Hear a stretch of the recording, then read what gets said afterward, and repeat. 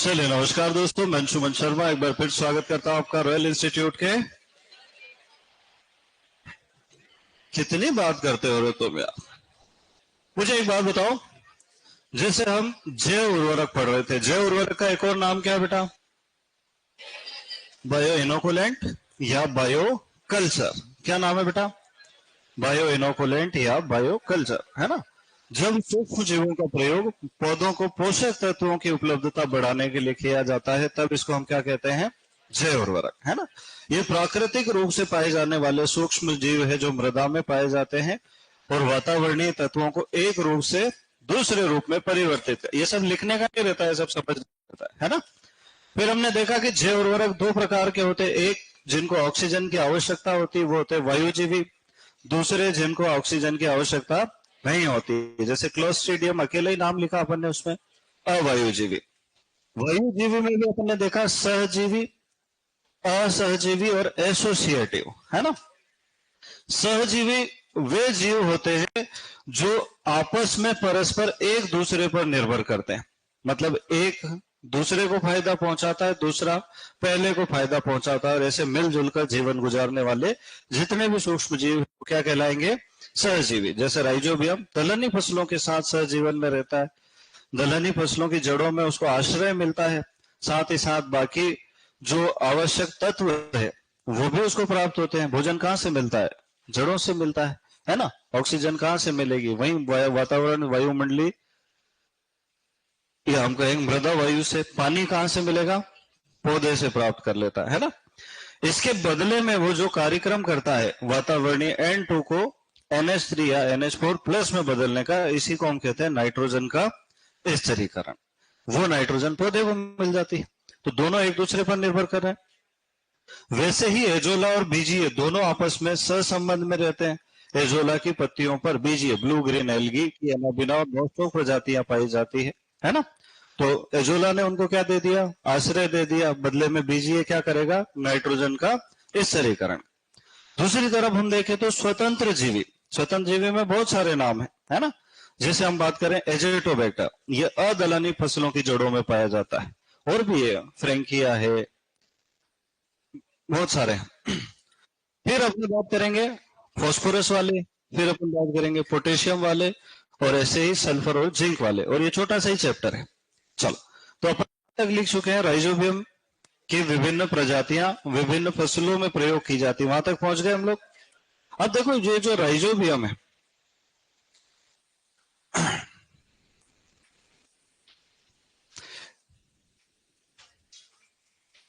अरे यार, ये राइजोबियम मार्केट में मिलता है कल्चर के रूप में। कल्चर किसको कहते हैं पहले तो बताओ? कल्चर या संवर्धन, है ना। किसी लेबोरेटरी में राइजोबियम का जब हम कहेंगे उत्पादन किया जाता है तो उसके लिए एक उचित खाना रखा जाता है, उसमें राइजोबियम बैक्टीरिया डाल अपनी मात्रा को निरंतर बढ़ाता रहता है। तो जो राइजोबियम का पैकेट अपन मार्केट से खरीद के लाते हैं उसमें जिंदा जीवाणु होते हैं। क्या होते हैं बेटा? और जब कोई जिंदा चीज होती है तो उसको हम क्या कहते हैं? कल्चर या संवर्धन। ठीक है। तो राइजोबियम कल्चर का जब हम पैकेट लेके आएंगे तो ये एक पैकेट होता है 200 ग्राम का। कितने का होता है बेटा?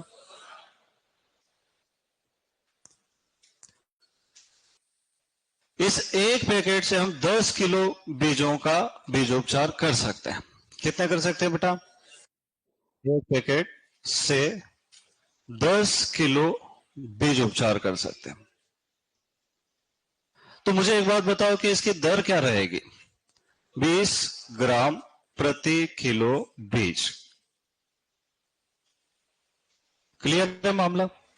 जब बीजोपचार करते हैं राइजोबियम से तो इसमें दर क्या रखते हैं? 20 ग्राम राइजोबियम 1 किलो बीज में मिलाते हैं। इस हिसाब से देखा जाए तो 10 किलो बीज में कितना चाहिए? 200 ग्राम। तो एक पैकेट में काम हो जाएगा। अब सरकार ने ऐसा कह रखा है कि तरल जैव उर्वरकों में, उन्होंने देखो 12वीं की किताब में क्या लिख रखा है? तरल जैव उर्वरक। राइजोबियम तरल आए ऐसा कोई आवश्यक नहीं है ना। दोनों तरह का आता है, सूखा भी आता है, गीला भी आता है। तरल जैव उर्वरक के कल्चर में जीवाणुओं की संख्या 10 की घात 7 से लेके 10 की घात 8 प्रति ग्राम होना चाहिए। मतलब 1 ग्राम कल्चर में कितने जीवाणु होना चाहिए? 1 करोड़ से लेके 10 करोड़ तक। कितना होना चाहिए? अब अगर हम राइजोबियम की बात करें तो राइजोबियम आता है 10 की घात 8। कितना आता है बेटा?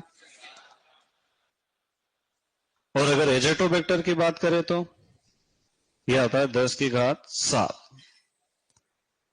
बताओ कौन ज्यादा भारी है?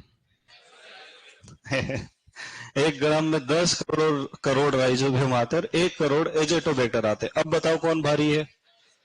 अरे एजेटोबैक्टर भारी होगा ना दादा। 1 किलो में एक ही सेव फल चढ़ रहा है और 1 किलो में 4 अमरूद चढ़ रहे। कौन भारी है? जो कम चढ़ेगा वो भारी है ना। तो ये कम है इसलिए ये ज्यादा भारी है। एक एजेटोबैक्टर 10 राइजोबियम जितना भारी होता है। कितना होता है? 10 राइजोबियम जितना भारी।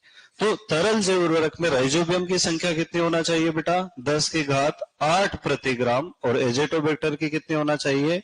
10 की घात 7 प्रति ग्राम। मतलब 1 ग्राम भार में इतने सूक्ष्म जीव होना ही चाहिए। तो ये तो एक्स्ट्रा पॉइंट हो गया अपना। फिर बात आती है बीज उपचार कैसे करते हैं। तो इसका बहुत ही आसान तरीका है। 50 ग्राम गुड़ लेना है। क्या लेना है बेटा? और उसको खाना नहीं है, ठीक है। अगर खाना है तो फिर अलग से खरीद लेना 50 ग्राम। और इसको पानी में गर्म करना है। क्या करना है बेटा? और फिर ठंडा करना है। सर गर्म क्यों करेंगे जब ठंडा ही करना था? ताकि वो गुड़ पानी में अच्छी तरह से घुल जाए, मिल जाए, है ना। ठंडा क्यों करना है? क्योंकि गर्म पानी में राइजोबियम डालने से राइजोबियम ही मर जाएगा। क्या कर जाएगा? मर जाएगा। तो पहले 50 ग्राम गुड़ को पानी में डाल के गर्म करना है। फिर रूम टेम्परेचर जितना ठंडा करना। फ्रिज में ले जाकर ठंडा नहीं करना, सामान्य तापमान पर लाना। फिर उसके अंदर राइजोबियम डाल देना है। 10 किलो बीज पे 200 ग्राम, एक पैकेट राइस। फिर अगर अपन ज्यादा बीजोपचार करें, मान लो 1 क्विंटल बीज का उपचार कर रहे हैं, तो 5 पैकेट डालना पड़ेंगे। हाँ, कि 10 पैकेट डालना पड़ेंगे? 10 पैकेट डालना पड़ेंगे। अब 10 पैकेट अपन ने डाल दिए उसमें। अब उसमें बीज मिलाने में नहीं आएगा तो उसको बीजों में छिड़काव करके मिला। पर अगर कम है तो उसको बीज को ही उस घोल में आपस में मिला देना चाहिए। कैसे मिलाना चाहिए? ग्लव्स पहन के, है ना, अच्छे से मिलाना चाहिए। पूरे बीज जो है उनके ऊपर एक पतली परत राइजोबियम की चढ़ जाना चाहिए, है ना। ये ध्यान रखना। कैसी? एक पतली परत जो है कल्चर की सभी बीजों पे पूरी तरह। कई बार क्या करते हैं, कल्चर में कलर मिला देते हैं। क्या करते हैं? इस कलर मिलाने से क्या फायदा होता है? एक तो वो बीज जहां भी रखे कोई उठा के खाएगा नहीं। क्यों नहीं खाएगा? क्योंकि उसको मालूम है कि उपचारित बीज अब खाने योग्य नहीं है। नहीं तो पेट में नाइट्रोजन फिक्सेशन शुरू हो जाए। ऐसा नहीं होता। दूसरा, अपने को मूल्यांकन में भी पता चलता है कि वो कलर कितनी अच्छी तरीके से बीजों के ऊपर चढ़ा है। आधे बीज दूसरे कलर के, आधे बीज दूसरे कलर के, मतलब बीजोपचार ठीक से नहीं हुआ है ना। तो 50 ग्राम गुड़ लेना, पानी को गर्म करना, फिर ठंडा करना, फिर राइजोबियम डालना।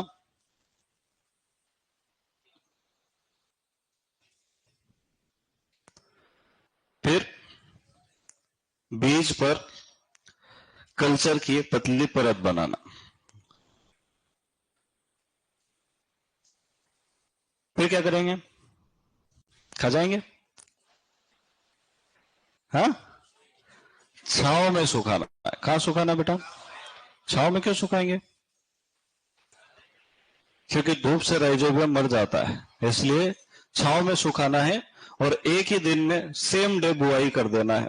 कुछ जगह 12 घंटे लिखा रहता है, कुछ जगह 24 घंटे। पर 24 घंटे क्यों ही करना? सुबह सुबह बीजोपचार करो और दिन में बुआई कर दो, है ना। तो 12 घंटे में बुआई कर देना, वापिस भर के मत रख देना बोरी में। अब कई बार पूछा जाता है कि बीज उपचार का सही क्रम क्या है। तो तुम सब जानते हो क्या है, बताओ। बीज उपचार का सही क्रम। FIR। FIR मतलब फफूंदनाशी, फिर कीटनाशी, और फिर राइजोबियम। ये फफूंदनाशी से बीज उपचार क्यों करेंगे? जो भी बीज जनित रोग है या मृदा जनित रोग है उनसे बचाने के लिए। कीटनाशी से क्यों करेंगे कि बुआई के बाद खेत में कोई उसको नहीं खा जाए या भंडारण के समय भी सुरक्षित बना रहे। और राइजोबियम से क्यों करेंगे? अरे दलहनी फसलों में राइजोबियम करेंगे, बाकी में नहीं करेंगे, है ना। कीटनाशी और फफूंदनाशी से सभी फसलों का करते हैं, पर राइजोबियम का प्रयोग किस में करते हैं? और अनाज वाली हो तो फिर एजेटोबैक्ट। क्लियर है? क्या इतनी बात समझ में आई? क्या समझ में आया? बोले आपने जो जो भी कहा सब समझ में आ गया। क्लियर है मामला? चलो अब लिख लो।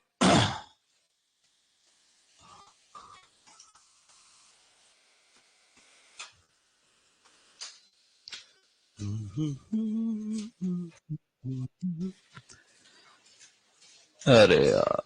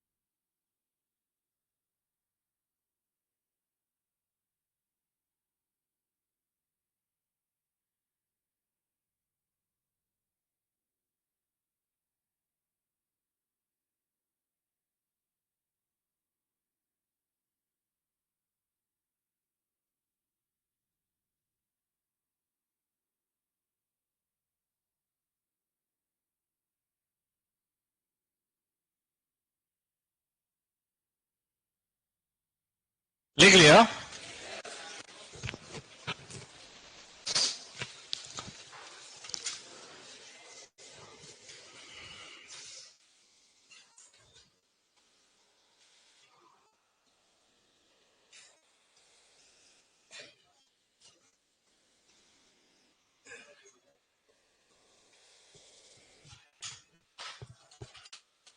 आगे बढ़ा दूं?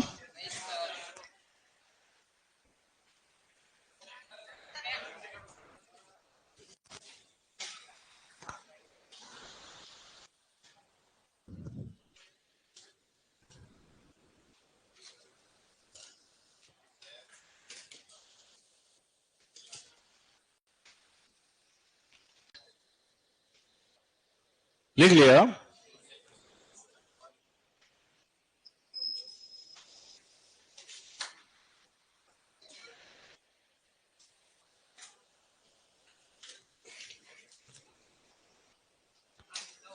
बढ़ा दूं?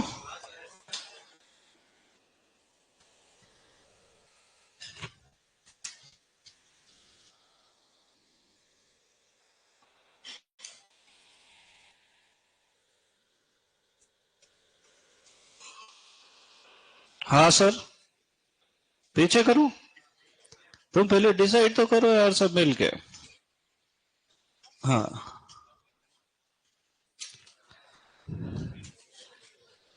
अब लिखते रहो, तुम कर भी क्या सकते हो भाई साहब यार।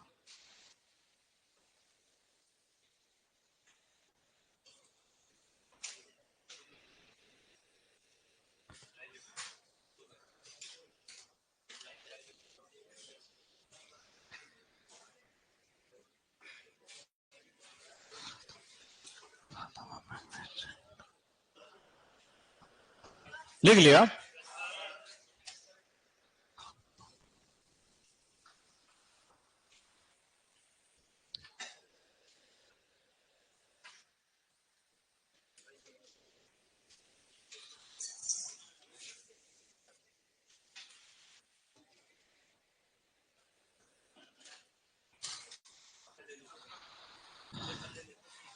एक बालक कह रहा है कि बीज उपचार में ऐसा वाला निशान लगाओ।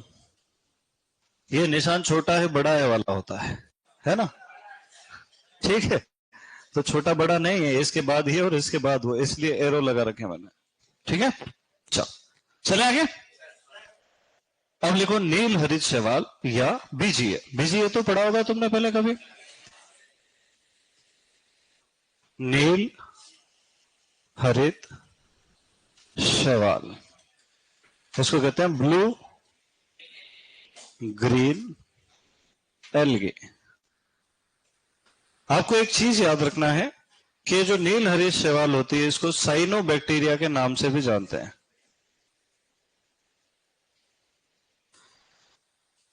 और एक इससे भी ज्यादा महत्वपूर्ण याद रखना है चीज कि यह शैवाल नहीं है।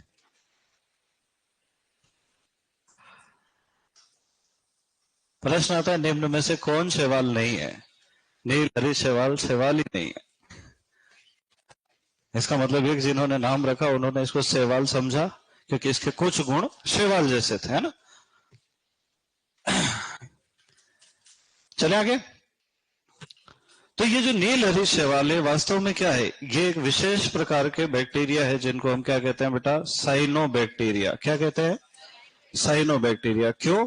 क्योंकि ये मोनेरा जगत के साइनोफाइटा में आते हैं। जैसे 12th की बायोलॉजी है ना, एनसीईआरटी जो पीसीबी वाले बच्चे पढ़ते हैं, उसमें पेज नंबर 26 पे लिख रखा मोनेरा जगत वर्गीकरण में। वहां पे इसको किस में वर्गीकृत किया गया है? एक विशेष वर्ग जिसको क्या कहा जाता है? साइनोबैक्टीरिया, है ना? इनको ब्लू ग्रीन एल्गी भी कहते हैं। क्या कहते हैं? अब नील हरित शैवाल को शॉर्टकट में क्या लिखते हैं अपन बेटा? बीजीए की एनाविना और नॉस्टॉक प्रजाति। कौन सी प्रजाति? एनाविना एवं नॉस्टॉक प्रजाति।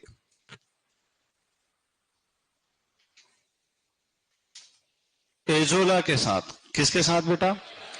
एजोला के साथ सहजीवी नाइट्रोजन स्थिरीकरण करती है।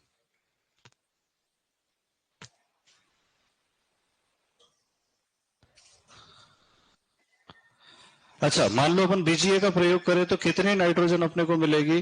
25 से 30 किलोग्राम नाइट्रोजन प्रति हेक्टेयर जो है ये स्थिर करती है। और इसका प्रयोग किस खेत में होता है बेटा? धान के पानी भरे खेतों में। सूखे खेतों में एजोटोबैक्टर का होता है ना?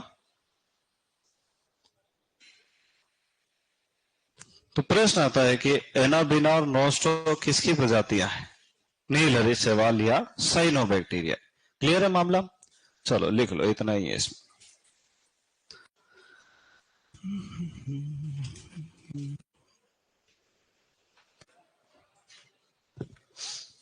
ताकि बायोलॉजी वाले बच्चे बहुत डिटेल में पढ़ते हैं इसको, है ना।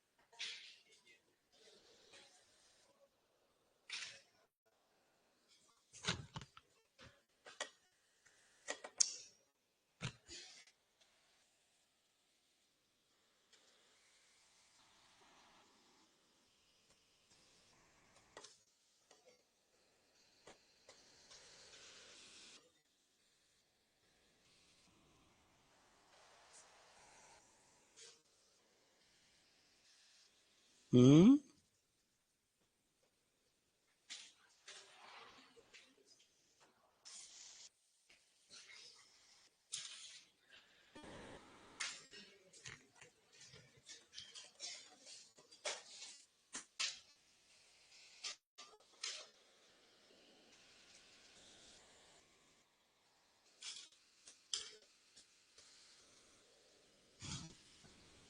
चलो चले आगे। अच्छा, ये सिर्फ नाइट्रोजन का स्थिरीकरण करती है क्या? नहीं, ये आयरन, मैंगनीज, कॉपर और जिंक को भी उपलब्ध रूप में परिवर्तित कर। किसको किसको बेटा? फेस्क्यूमन या फेमनकुजन आयरन, मैंगनीज, कॉपर, जिंक भी उपलब्ध कराती है।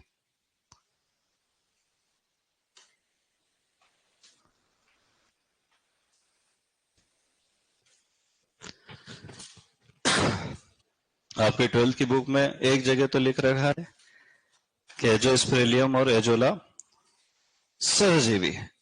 एक जगह लिख रखा है नीलहरी शैवाल जो है वो असहजीवी मुक्त जीवी प्रकाश संश्लेषित। मतलब 12th वाले खुद ही कंफ्यूज है। दो जगह दो अलग अलग बातें लिख रही, तो अपना कंफ्यूज नहीं होना है कभी भी, है ना। नीलहरी शैवाल क्या है? सहजीवी है। किस पे सहजीवन करती है? एजोला पे। चलो, तो अगला क्या लिखेंगे अपन? ये लिख लिया, फेमन कूजन। अभी याद आ जाएगा मैं ऐसा क्यों बोल रहा हूं। अगला है अपने पास एजोला। एक प्रकार की फर्न है। क्या है बेटा? अब ये फर्न क्या होता है ना। तुमने कभी देखा कुएं के ऊपर एक बहुत हरे कलर की चादर बिछी हुई रहती है? रेशेदार तो शैवाल या काई होती है ना। वो पानी के ऊपर तैरती नहीं है, बहुत मुश्किल से जब मर जाती तो ऊपर तैरने लग जाती, बाकी कई दीवारों से चिपकी हुई रहती है ना। पर अपन ने देखा पत्तियों के समान एक चीज तैरती रहती है। अपन ऐसे पत्थर फेंकते हैं तो उसमें बनती है, फिर वापस कवर हो जाता है मामला। ये छोटे छोटे पौधे होते हैं, है ना। अल्प विकसित पादप प्रजातियां जिनमें जड़, तना, पत्ती, फल, फूल, शाखाएं ये सब नहीं होता। वो जैसा दिखाई देता बस इतना ही होता है ना। छोटी छोटी पत्तियां और हल्की फुल्की छोटी रेशेदार जड़ें होती है ना। तो अल्प विकसित पादप प्रजातियों को हम क्या कहते हैं बेटा? ये याद रखना, अल्प विकसित पादप प्रजाति। ये क्या होती है? एजोला। अब एजोला का प्रयोग जो है हम जब करते हैं तो 30 से 40 किलोग्राम प्रति हेक्टेयर नाइट्रोजन प्राप्त होती है ना। ये किसके साथ काम कर रही है? बीजीए के साथ काम कर रही है। तो इसका प्रयोग भी हम कहा करते हैं? धान के पानी भरे खेतों में।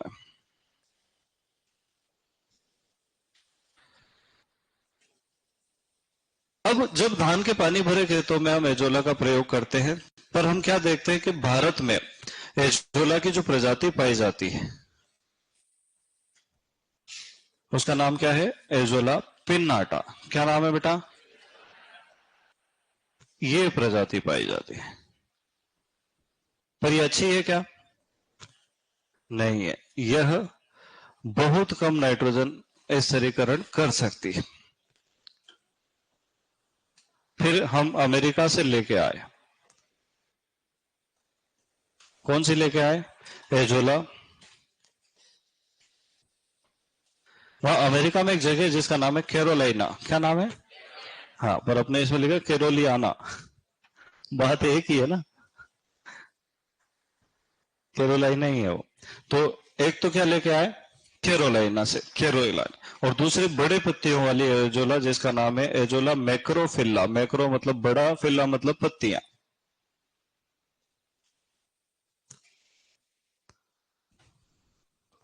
कौन कौन सी लेके आए बेटा?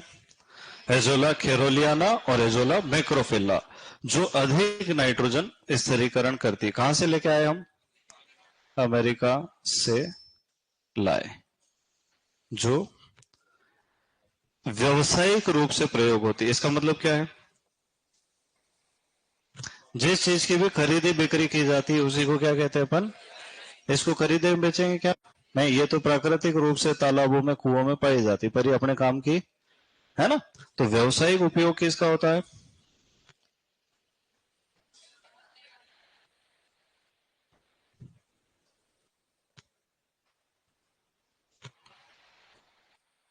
क्लियर मामला। अब दूसरा प्रश्न आता है कि एजोला का प्रयोग खाद के रूप में भी किया जा सकता है। किस रूप में किया जा सकता है बेटा?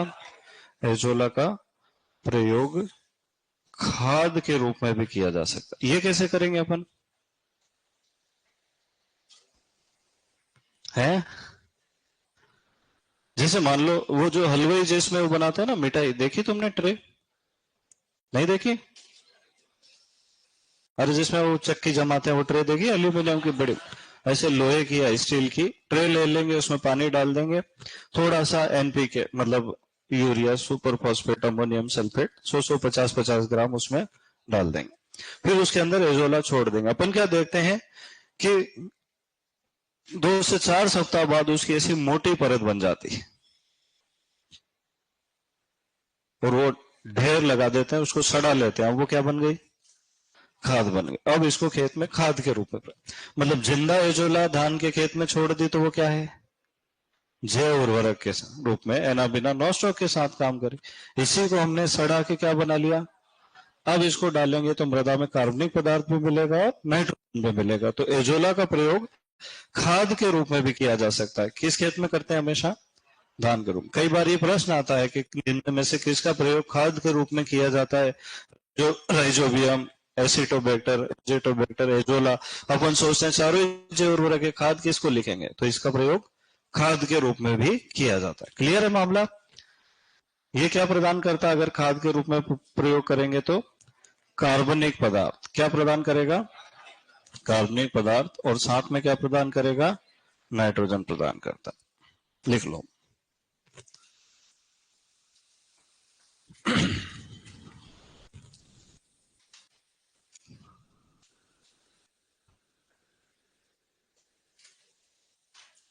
जैव उर्वरक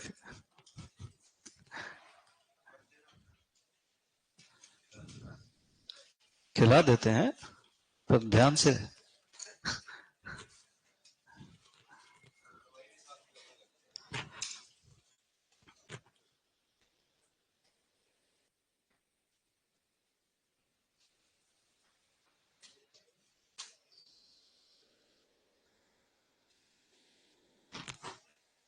हम्म।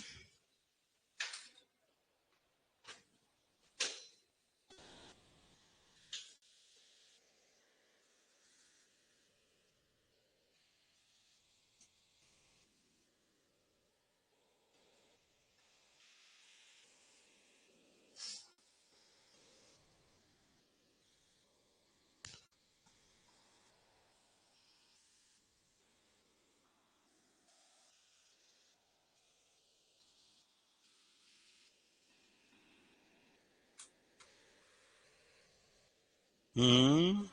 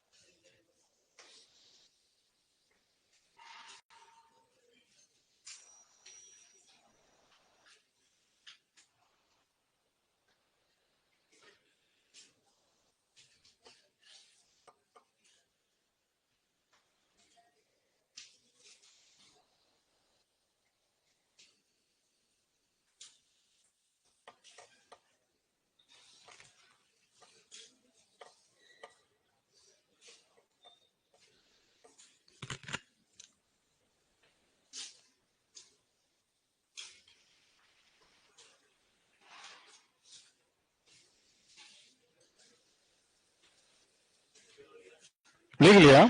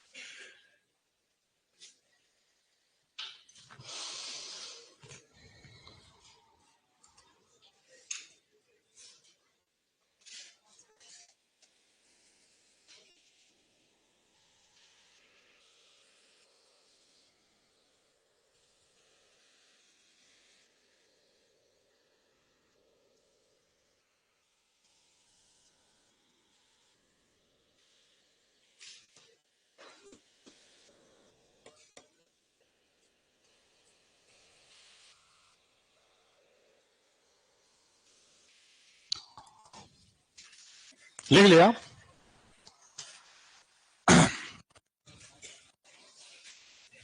अरे लिखा क्या? लिखो। एजोला प्रतिदिन 1 से 1.5 किलोग्राम नाइट्रोजन,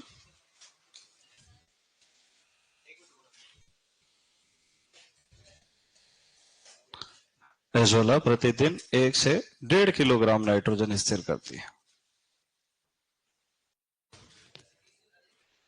अरे मैं जो बोल रहा हूं वो लिखना भाई यार प्लीज।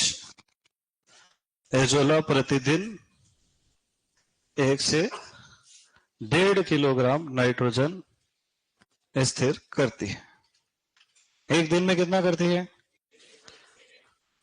इस प्रकार 20 से 25 दिन में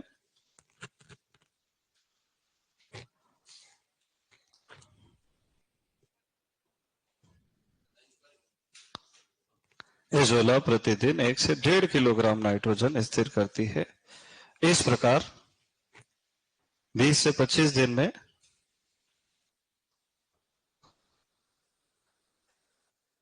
20 से 40 किलोग्राम प्रति हेक्टेयर तक नाइट्रोजन स्थिरीकरण कर देती है। 20 से 25 दिन में इस प्रकार 20 से 25 दिन में 20 से 40 किलोग्राम प्रति हेक्टेयर नाइट्रोजन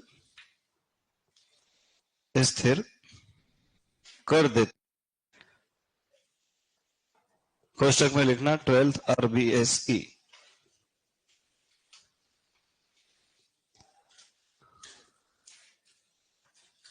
ठीक है? अब वो प्रतिदिन पूछेगा फिर अपन टेंशन में आ जाएंगे। तो प्रतिदिन कितना करती है? 1 हेक्टेयर में 1 से 1.5 किलोग्राम। अच्छा देखो, मान लो हरी खाद के रूप में नाइट्रोजन देना है अपने को, है धान के खेत में देते हैं, क्या करते हैं? 5x2 की क्यारी, 5 मीटर लंबी और 2 मीटर चौड़ी क्यारियां बनाएंगे, उसमें 5 से 10 सेंटीमीटर पानी भर देंगे, है ना? प्रति वर्ग मीटर के हिसाब से 50 से 100 ग्राम एजोला उसमें डाल देंगे और थोड़ा थोड़ा एनपीके दे देंगे। 20-25 दिन में वो तैयार हो जाएगी। उसको मिट्टी पलट हल से या किसी भी हल की सहायता से, बांस की सहायता से निकाल लेंगे, फिर एनपीके दे देंगे, फिर उग जाएगा, है ना? फिर उसको उसी खेत में मिला देंगे, जिससे क्या होगा? वो खाद की तरह काम करेगी। हरी खाद भी कह सकते हैं अपन इसको, है ना? तो एजोला का प्रयोग धान की बुआई के या रोपाई के पहले उसी खेत में किया जाता है, जिससे नाइट्रोजन का स्थिरीकरण होता है। चलो चले आगे। कितनी चीजें देख ली अपन ने? राइजोबियम, एजोला और बीजीए। अब बाकी के देख लेते हैं अपन। देखो मुझे एक बात बताओ, जैसे मान लो इधर अपन लिख लेते हैं जैव उर्वरक और इधर लिख लेते हैं फसल। मैं अगर आपसे पूछूं कि राइजोबियम का प्रयोग किसमें किया जाता है? हाँ, दलहनी फसलों में या लेग्यूमिनेसी कुल की। और क्या लिखा अपन ने? एजोला। एजोला का प्रयोग किस में करेंगे? कौन से वाले धान में? हाँ, पानी भरे, है ना? फिर बीजीए, बीजीए का प्रयोग भी किस में करेंगे? कौन से वाले धान में? पानी भरे धान। अब क्या बच गया अपने पास? एजेटोबैक्टर घेर दलहनी फसल पूछता है, वो क्या पूछता है? घेर दलहन में कौन आ जाएगा? अनाज और सब्जियां। सब्जियों में भी बहुत ज्यादा होता है ना एजेटोबैक्टर का प्रयोग। अब अलग अलग लिखूं क्या ऐसे? गेहूं, हाँ, सूखा धान। सूखा धान किसको कहेंगे? ये पानी भरा है, ये बिना पानी भरा है, ठीक है। और किस में करते हैं? टमाटर, बैंगन, वॉटेवर, ठीक है। फिर एजेटोबैक्टर के बाद आता है एसिटोबैक्टर। एसिटोबैक्टर का प्रयोग किस में करते हैं बेटा? गन्ने में करते हैं। और एक आता है एजोस्पिरिलियम, है ना। इसका प्रयोग सब में कर सकते हैं, पूरे जितने अनाज है सब में। पर अपनी बुक्स में क्या लिखा हुआ है? ज्वार बाजरा, है ना। पर याद रखना सभी अनाजों में इसका प्रयोग बहुत आसानी से किया जा सकता है। अभी इन पर ज्यादा रिसर्च हुआ नहीं है, होता जा रहा है, नाम भारत। ये 20 से लेकर 50 किलोग्राम प्रति हेक्टेयर तक नाइट्रोजन स्थिर कर सकते हैं। समझ जाओगे ऐसा लिख दूंगा तो? या नाइट्रोजन लिखा है ना। चलो, और क्या बच गया अपने पास फिर? ये नाइट्रोजन नाइट्रोजन वाले खत्म, लिख लो। फिर फास्फोरस वाले शुरू कर देंगे।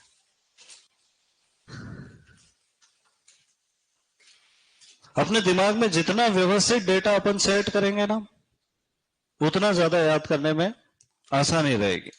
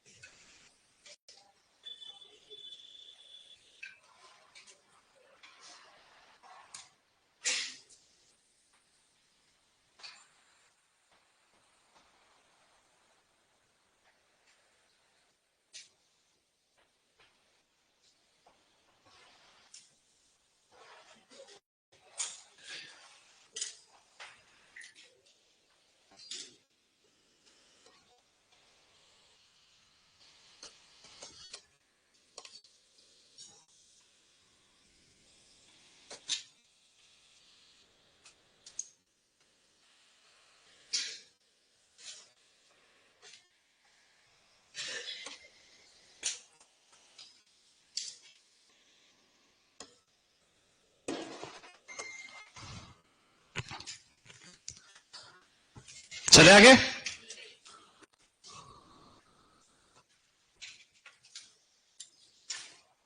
सबसे ज्यादा एसिटोबैक्टर नाइट्रोजन स्थिरीकरण करता है, 200 किलो।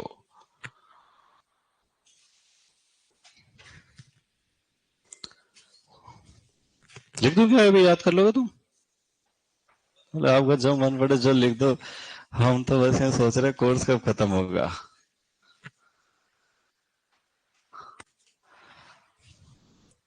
मैं तो अभी कर दूं कोर्स खत्म, पर जो पहले से पढ़े हुए ना, जो पिछले अटेम्प्ट में ही रह गए, वो उनका खुद का ही नोट्स लेके आ जाएंगे कि सर पिछली बार तो ये भी पढ़ाया था। आ जाते हैं भाई, बहुत खतरनाक लोग हैं। मोदी जी गलती निकाल देते हैं। राहुल गांधी जिसके बाप दादाओं के बराबरी अपने से कभी हो ही नहीं, उसमें गलती ढूंढ दें लोग।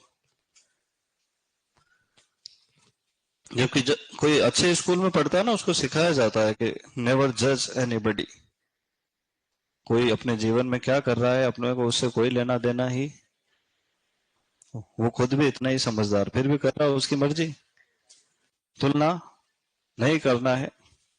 पर अपन सबसे पहले यही सीखते हैं कि तो एक मालूम राहुल बीड़ी पीता है, अपने तो उसकी जिंदगी वही मरेगा, उसको भी मालूम है। चलो चले आगे। कौन है ये वाला? तो राहुल है क्या? चलो चले आगे। नहीं चले? अरे चले क्या? अब अपन पढ़ेंगे फास्फोरस वाले, है ना। एक दो तीन लाइनें ऐसे छोड़ दो खाली। जब भी एक टॉपिक खत्म हो ना, एक दो लाइनें खाली छोड़ देना चाहिए ताकि कभी उससे संबंधित कोई भी चीज कहीं भी अपने को मिले, है ना। चलो,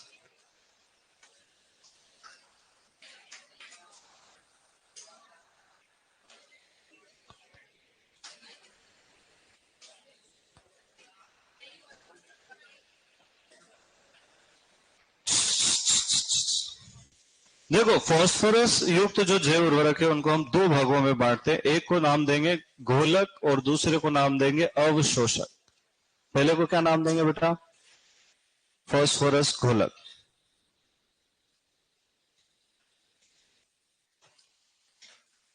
और दूसरे को क्या नाम देंगे? फास्फोरस अवशोषक।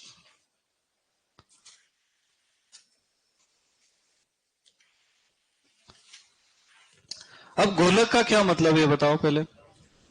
देखो फास्फोरस के तीन रूप होते हैं। एक होता है H2PO4 minus, HPO4 double minus और PO4 ट्रिपल माइनस। हम सब जानते हैं, ये आगे पढ़ेंगे अभी सही अपन उसमें पोषक तत्व। पौधे किस रूप का सर्वाधिक उपयोग करते हैं? कम उपयोग किसका कर सकते हैं? और इसका उपयोग तो ये अनुपयोगी फास्फोरस। पर हम जो भी फास्फोरस डालते हैं पौधे उसका 15 से 20% ही उपयोग करते हैं, बाद में कायम बदल जाता है ना। ये डाइहाइड्रोजन फॉस्फेट है, ये मोनोहाइड्रोजन फॉस्फेट है और ये फॉस्फेट, ठीक है। तो इस रूप में बदल जाने के कारण बहुत सारा फास्फोरस मृदा में होने के बाद भी पौधों को नहीं मिलता है। घोलक किसको कहेंगे? जो इस वाले फॉस्फेट को इसमें और इस वाले को इसमें बदल रहा है। दूसरा होता है अवशोषक। फास्फोरस मृदा में अचालक तत्व है, वो एक स्थान से दूसरे स्थान पर नहीं जाता, इसलिए जड़ क्षेत्र में देना चाहिए, ऐसा पढ़ते हैं अपन। तो ये जो अवशोषक है ये इधर उधर पड़े फास्फोरस को खींच के कहां ला देंगे? पौधे के अंदर ला देंगे। तो इनको क्या कहा जाता है? अवशोषक। मतलब ये सुरुड़ सुरुड़ करते हैं, इधर से भी खींच लेते हैं उधर से भी। ये क्या करते हैं? गोलक वाले अघुलनशील फॉस्फेट को घुलनशील फॉस्फेट में बदलते हैं। मेरे हिसाब से तो समझ में आया होगा। आ गया क्या? नहीं आया? बॉस समझाओ, बॉस समझाएंगे आज सबको। नहीं आया? सच में नहीं आया? इसलिए नहीं समझाना चाहिए, लिखवा के रटवा देना चाहिए, घर भेज देना चाहिए। घनश्याम, फास्फोरस क्या होता है बॉस? पोषक तत्व होता है। क्या होता है? जो जड़ों के वृद्धि विकास में सहायता करता है। कोशिका की ऊर्जा मुद्रा कहलाता है। क्या कहलाता है ना। जीवन की कुंजी कहलाता है। क्या कहलाता है? बिना फास्फोरस के डीएनए आरएनए का निर्माण नहीं होता है ना, क्योंकि उसमें नाइट्रोजन क्षार और फॉस्फेट शुगर पाई जाती है। पौधों में चलने वाला पेंटोस फॉस्फेट पाथवे बिना फॉस्फेट के संभव नहीं है। ना एटीपी बनेगी ना ही एडीपी बने। मतलब पौधों के लिए सबसे ज्यादा आवश्यक तत्व नाइट्रोजन के बाद कौन सा हो जाता है? फॉस्फोरस। अब ये फॉस्फोरस जब हम खेत में डालते हैं, है ना, तो उर्वरक से डालेंगे या पहले से भी जो मृदा खनिज है उनके अंदर भी फास्फोरस होता है कि नहीं होता है? एपेटाइट, क्लोरीन और फास्फोरस दोनों होता है।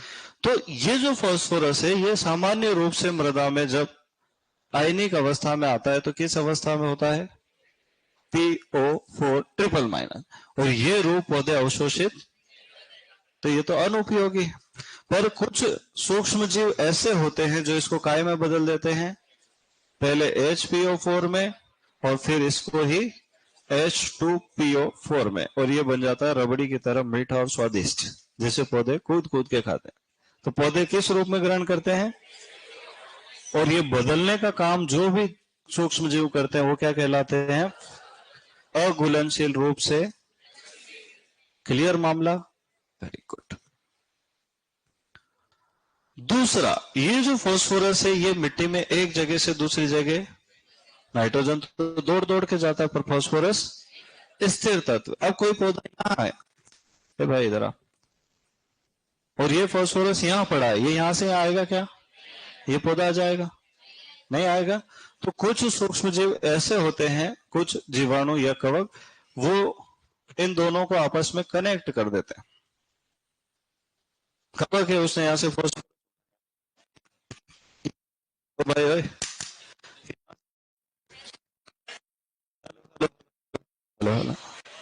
सेल गए क्या? कहाँ है सेल? Very cell. अब बढ़िया, इधर उधर चलो तो सही चलता है, और इधर इस खंबे के आड़ में आ जाओ, चलना बंद हो गया। चलो तो ये यहां से इस फास्फोरस को उठा के कहां पहुंचा देगा? अवशोषण करवा देगा, इसलिए उसको क्या कहा? बॉस। समझ में आया? बॉस तुम्हारे प्रतिनिधि, अगर बॉस को समझ में आ गया इसका मतलब वेरी गुड। ठीक है, अभी भी नहीं आया? अब यार अब क्या करूं मैं, मुझे बताओ क्या कर लूं मैं, बताओ तो।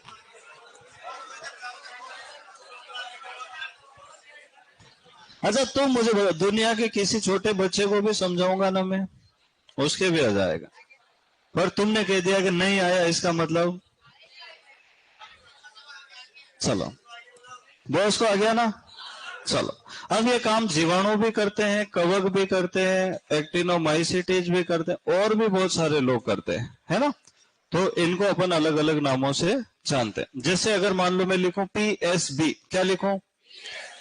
Phosphorus solubilising bacteria. फिर मैं लिख दूं PSF, फॉस्फोरस सोल्यूबलाइजिंग फंजाई। फिर मैं लिख दूं PSA, फॉस्फोरस सोल्यूबलाइजिंग एक्टिनोमाइसिटीज। और भी बताऊंगा आगे, पहले ये तीन इंपॉर्टेंट। कौन कौन से हो गए? PSB का मतलब क्या हो जाएगा?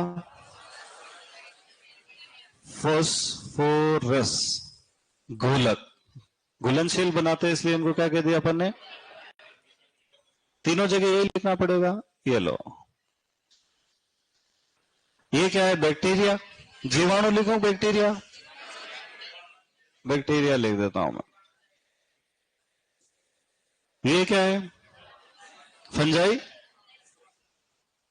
या कवक। और ये क्या है? एक्टिनोमाइसिटीज। एक्टिनोमाइसिटीज को हिंदी में भी यही कहते हैं।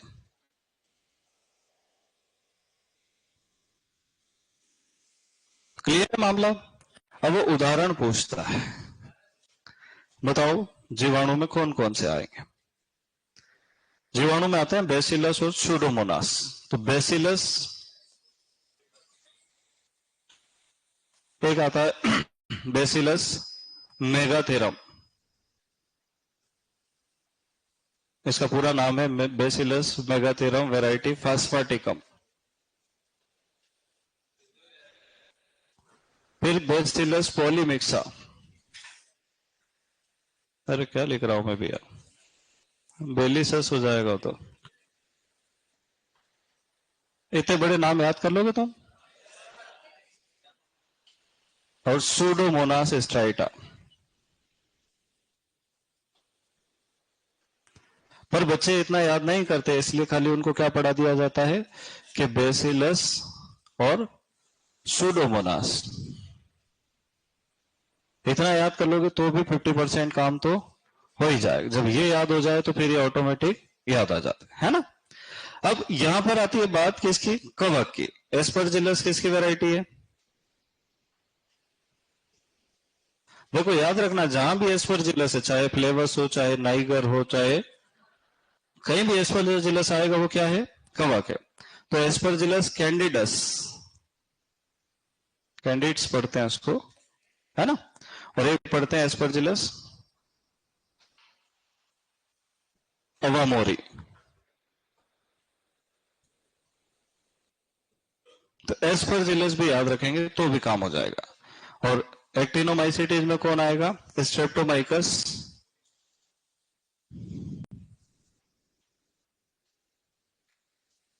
स्पीशीज।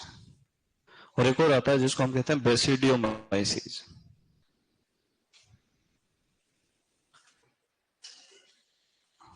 तुम्हारी बुक में लिखा है क्या? देखो इसके आगे क्या लिखा हुआ है, ये तीनों से अलग है। क्या लिखा है? बुक यही नहीं तुम्हारे पास? चल इसको लिखा देंगे अपन। इधर देखो, फास्फोरस अवशोषक। अवशोषक का मतलब क्या है? कि जो इधर उधर फास्फोरस बिखरा पड़ा है उसका अवशोषण कहां कर देंगे? पौधे के अंदर। इसमें आता है वैम, और इसका फुल फॉर्म भी पूछते हैं। क्या पूछते हैं बेटा? वेसिकुलर अर्बेस्कुलर माइकोराइजा, शॉर्टकट में क्या कहते हैं इसको? माइकोराइजा भी कह सकते हैं।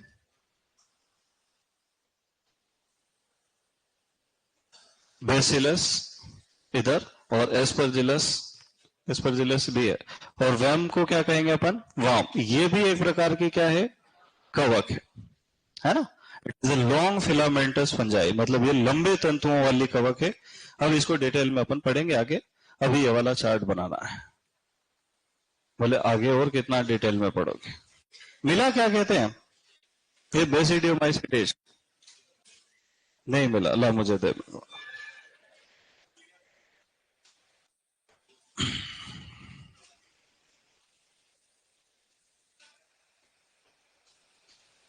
यीस्ट, यीस्ट भी तो कवक ही होता है ना? सेकेरोमाइसिस भी लिखा है। तो एक सिंगल कोशिकीय जो कवक होती है वो यीस्ट कहलाती है, और बहुकोशिकीय कवक को मोल्ड कहते हैं। क्या कहते हैं? Phosphorus solubilising yeast.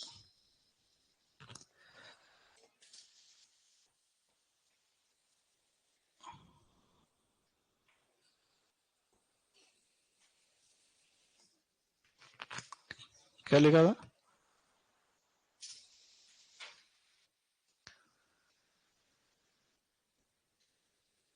सेकेरोमाइसिस।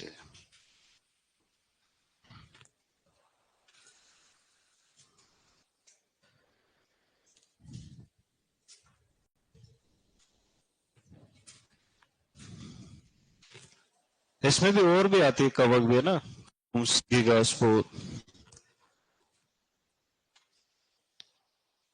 बोले सर अभी तो हमको ये देख के ऐसा लग रहा है कि नाम याद कैसे करेंगे।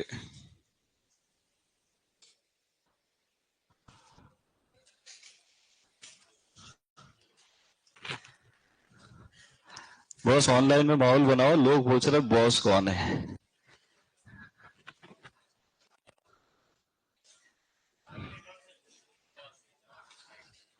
बेटा जिस दिन बॉस सुपरवाइजर बन गया ना, मैं खुद मेरी गाड़ी में बिठा तुम्हारे ऊपर चढ़ा दूंगा। तुम जिस हिसाब से कर रहे हो ना बॉस के साथ। बॉस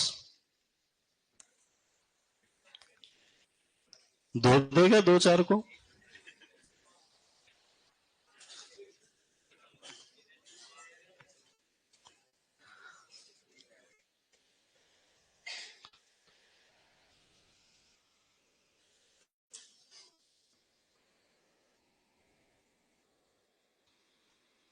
यार तू कॉपी लाया क्या घनश्याम? लाना चाहिए ना, तेरे को बोला था ना मैंने। तू लाता तो मेरा काम आसान हो जाता ना। अब 12th में पॉइंट निकालवा के वापस लिखवाना पड़ेंगे ना, ये भी तो अपने बेच के बच्चे हैं। तू यूं सोच रहा है इनको लिखवा देंगे तो फिर मैं पीछे रह जाऊं, ऐसा नहीं सोचना कभी।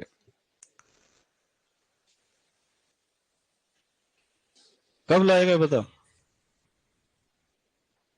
है?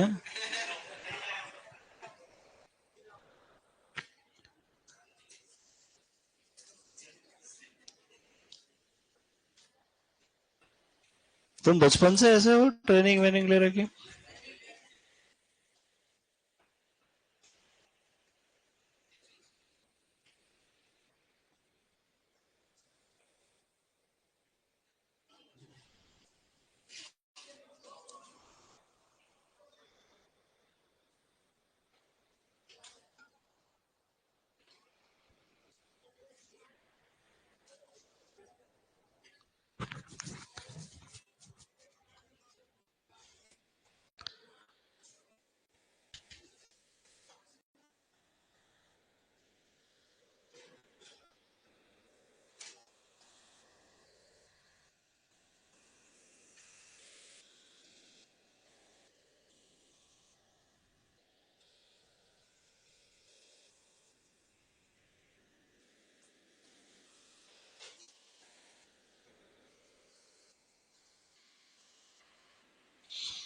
हम्म।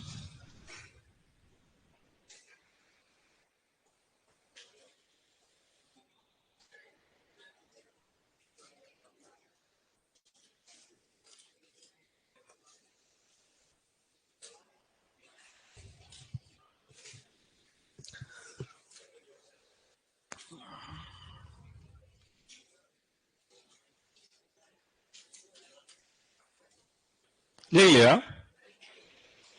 जिस हिसाब से तुम बातें कर रहे हो उस हिसाब से तो ऐसा ही प्रतीत हो रहा है। बोले वो तो हम कभी भी कर लेते हैं। दो आदमी सुबह सुबह जाते हैं वहां बैठ के भी बातें करते हैं।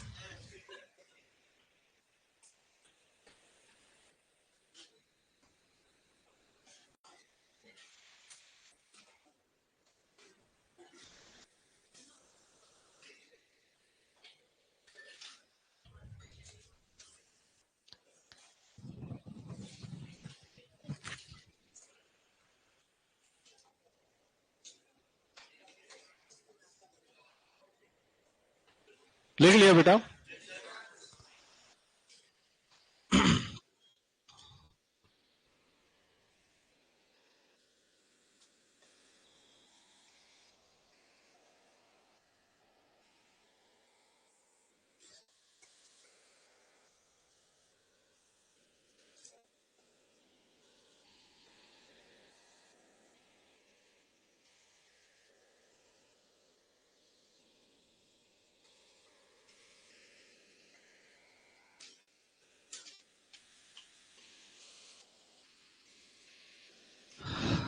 नहीं लिखा?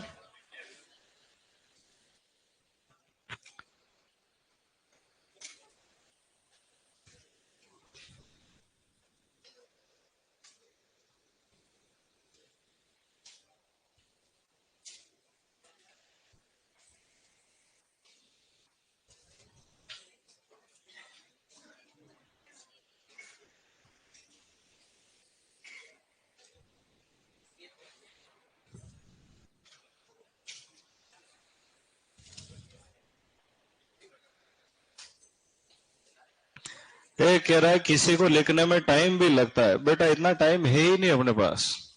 जल्दी लिखना है, नहीं तो फिर बाद में जब क्लास खत्म हो जाती है ना, शाम को ये फाइल सेव होके आ जाएगी, तब आराम से लिखो। क्या हुआ, थक गया? इंजेक्शन लगवाना है? काहे का इंजेक्शन लगवाया था? चले आगे। चलो, कौन कौन बचा हाथ ऊंचा करो, देखे, देख लो इनको ध्यान से एक बार।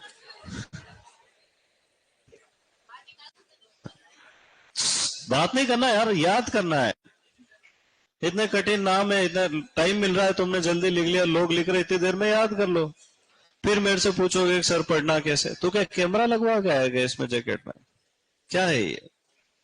इधर आओ, इधर आओ। ये कैंपस होगा, कंपास। क्या दिशा विशा दिखाने का है क्या है? अरे यार तू भी ना यार, जैकेट ऐसे पहन के आया जैसे अंटार्कटिका में बैठा हो। चलो चले आगे।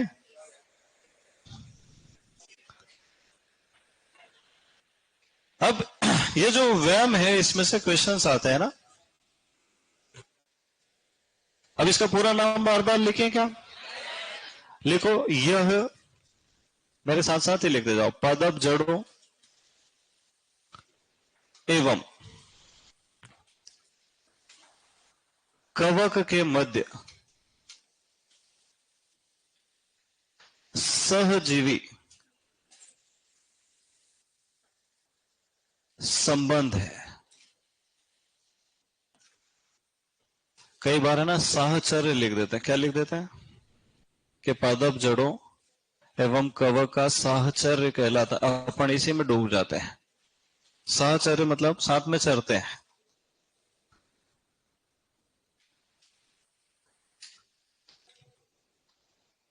जैसे शैवाल और कवक का संबंध लाइकेन कहलाता है, वैसे ही उच्च वर्गीय पादप जड़ों और कवक के मध्य सहजीवी संबंध क्या कहलाता है?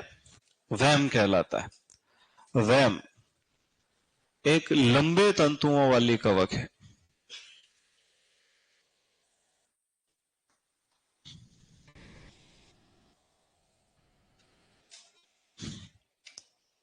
जो उच्च वर्गीय पादपों की जड़ों में पाई जाती है ना। मुख्य रूप से कहां पाई जाती है? मृदा में। जब पादप उगते हैं तो कहां पहुंच जाती है? जड़ों में। ठीक है। अब ऐसा माना जाता है कि यह पौधों में फास्फोरस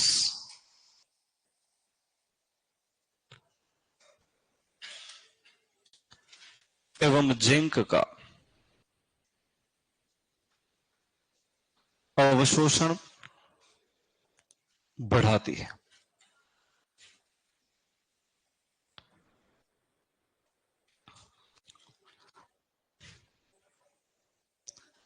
अधिक एनपीके उर्वरकों के प्रयोग से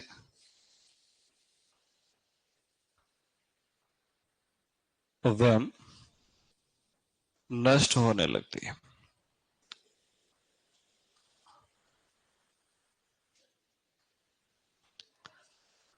तो ज्यादा उर्वरकों के प्रयोग से मृदा सूक्ष्म जीवों की संख्या में कमी आती है ना।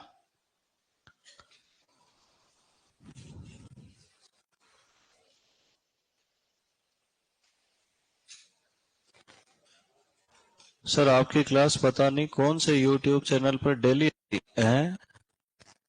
तू चैनल का नाम बता। एक कोई नहीं देखता होगा, इस आदमी कौन देखेगा है। हाँ मुझे पता है ना। ऑनलाइन देखो, जो स्क्रीन वाला सिस्टम है ना, वहां 20 मिनट की क्लास में इतना सब मैटर अगर टीचर पढ़ा के चला जाए तो वो बेस्ट टीचर है। खाली लिखना है समझाना, लिखना है समझाना, स्पीड में मजे आते हैं। फिर उसी क्लास को अगर ऑफलाइन में मैं 20 मिनट में पढ़ाऊं तो फिर बिल्कुल ऐसा लगेगा कि आदमी रॉकेट की स्पीड से भाग रहा है। तो जब इसी क्लास को कोई रिकॉर्डेड देखे उसको लगे कितना स्लो काम है यार, ये लिखने का कितना टाइम देते हैं, ये बहुत भारी आलसी आदमी है। तो जो रिकॉर्डेड वीडियो है वो रिकॉर्डेड वीडियो है, जो लाइव क्लास है वो लाइव क्लास है। यहाँ तुमको लगता है ना कि आप कितनी जल्दी में रहते हो, आधे बच्चों को लिखने भी नहीं देते हो। यही अगर रिकॉर्डेड में देखोगे तो ऐसा लगेगा कि अरे यार ये आदमी कितना ढीला, 10 आदमी लिखने का इतना टाइम देता है, टाइम पास ही चल रहा है। तो ये अंतर है आदमी की सोच में, है ना। चलो चले आगे। लिखा क्या? क्या लिखा? हम लिख लिया, और क्या लिखो। चलो, शुष्क क्षेत्रों में एक्टिनोमाइसिटीज अधिक प्रभावी होते हैं। ये सब एक्स्ट्रा पॉइंट है ना। शुष्क क्षेत्रों में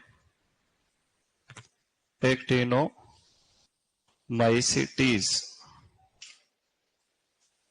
अधिक प्रभावी होते हैं, पानी भरने से नष्ट हो जाते हैं।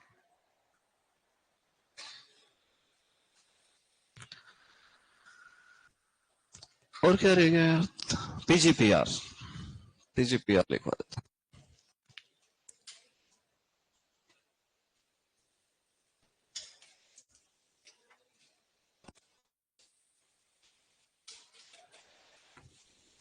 नहीं लिख दूं? तुमने लिखा कि नहीं पहले बताओ। ये लाइन लिख ली। शुष्क क्षेत्रों में एक्टिनोमाइसिटीज अधिक प्रभावी। अब एक शब्द आता है पीजीपीआर।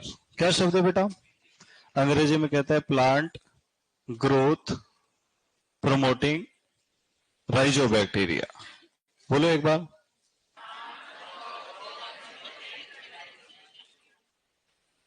देखो, राइजो शब्द जड़ क्षेत्र को दर्शाता है, मतलब राइजोस्फीयर जड़ क्षेत्र है। राइजोबियम जड़ों में पाया जाने वाला जीवाणु है, राइजोबैक्टीरिया जड़ों में पाए जाने वाले जीवाणु है ना। तो वैसे देखा जाए तो राइजोबियम भी राइजोबैक्टीरिया का उदाहरण है।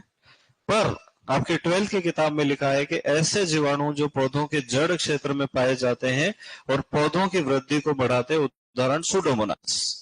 मतलब उसने एक ही में काम खत्म कर दिया, बाकी सबको तो बेचारों को छोड़ ही दिया। अब इसका प्रश्न भी पूछने लग गए कि निम्न में से कौन राइजोबैक्टीरिया का उदाहरण है।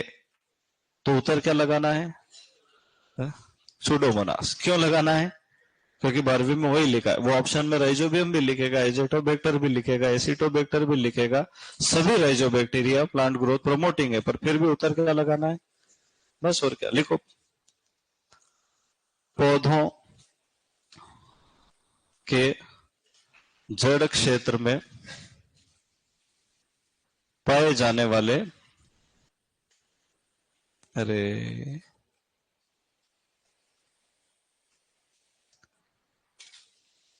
जीवाणु जो पौधों की वृद्धि बढ़ाते हैं। उदाहरण स्यूडोमोनास।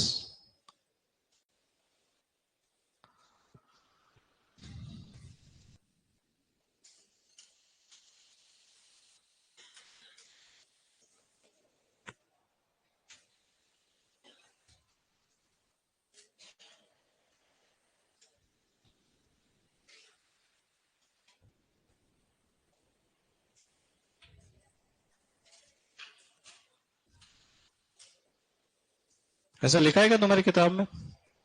एसिटोबैक्टर और एजोस्पेरिलियम भी सहजीवी है। बस करो रे यार, बस करो। कितने फोन लगा दे दिन भर में।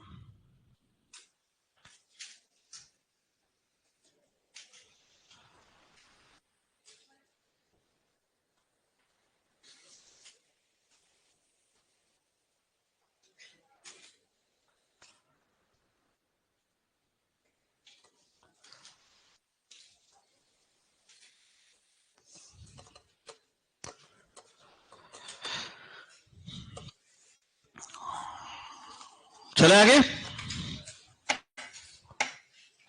अरे चले क्या? चलो। अब देखो, नाइट्रोजन और फास्फोरस मुख्य रूप से खास होते हैं, पर कुछ जीवाणु पोटेशियम, सल्फर, जिंक को भी स्थिर करते हैं। तो पोटेशियम वाला कौन है बेटा?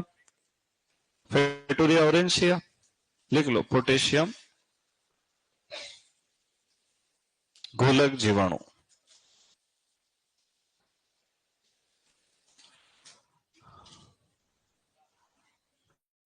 फ्रेटूरिया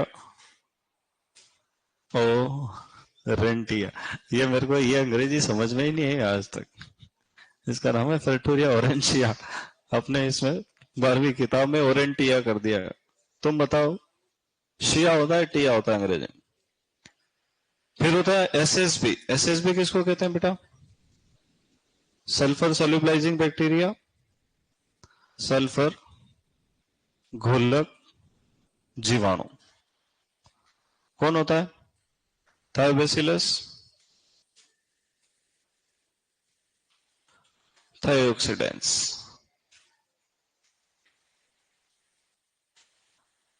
है ना?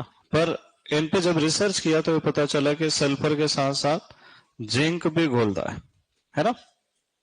फिर एक होता है बेसिलस सबटिलिस, ये भी दोनों काम करता है।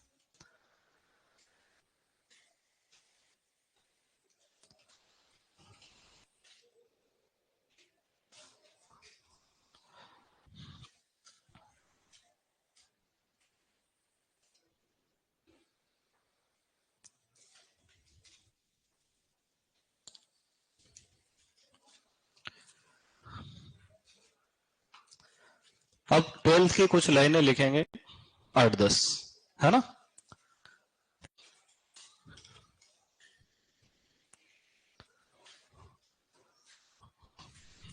ट्वेल्थ में तो ऐसा टॉपिक दिया है, बीएससी एजी वाले निपट जाए बेचारे।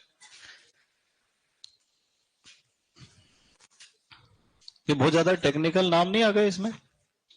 तुम याद कर लेते हो ना बॉस?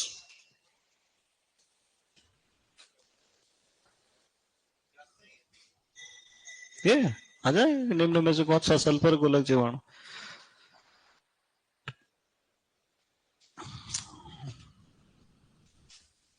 मैं जब पढ़ता था मैं उंगलियों पे लिख लेता था, नाइट्रोजन वाले ये, फॉस्फोरस वाले ये, पोटेशियम वाले, जिंक वाले, और फिर चलते फिरते याद करता था।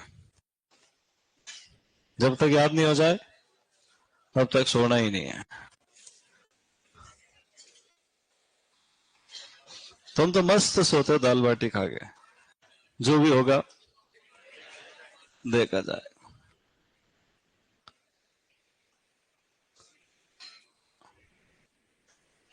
बॉस, ओ बॉस। चलो आगे बढ़ा दूं? है? नहीं क्यों? नहीं क्यों? नहीं लिखा? इसके लिए अलग से क्लास बनवा दे क्या है?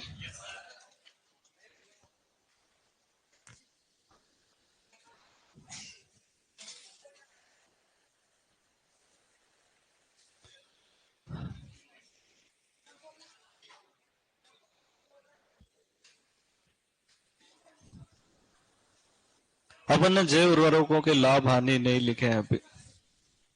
बोले सर आप ये किताब खोलते हमारे डर बैठ जाता मन में। ज्यादा नहीं लिखवाऊंगा इस बार।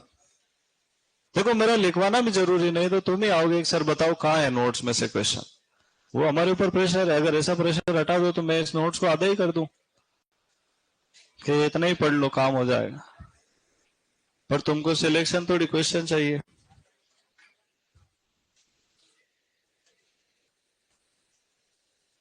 अब गोबर की खाद में कितना इंटरेस्ट आया तुमको, देखा ना तुमने? है? अच्छा मान लो कोई पूछे आपको कि जैव उर्वरक का आधार क्या, मतलब बेस क्या होता है उसका, काय पे कल्चर बनाते हैं, तो अपने को ध्यान रखना है लिग्नाइट या कोयला, है ना? किस पे बनाते हैं? क्योंकि कोयला कार्बनिक पदार्थ है। अब लिखो जैव उर्वरकों के उपयोग से फसलों की उपज में 20 से 40% तक वृद्धि होती। ये तो इसी लाइन है, ये तो याद हो जाएगी तुमको। और प्रश्न भी आ जाते हैं। वो धीरे खत्म हो गया चैप्टर फिर भी रगड़ रहे हैं, लिखना भाई। जैव उर्वरकों के उपयोग से फसलों की उपज में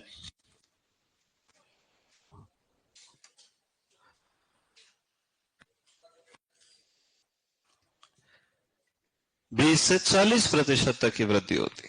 कितनी होती बेटा? जैव उर्वरकों के उपयोग से फसलों की उपज में 20 से 40 नहीं 40% वृद्धि होती है। लिखा बेटे? Very good. चलो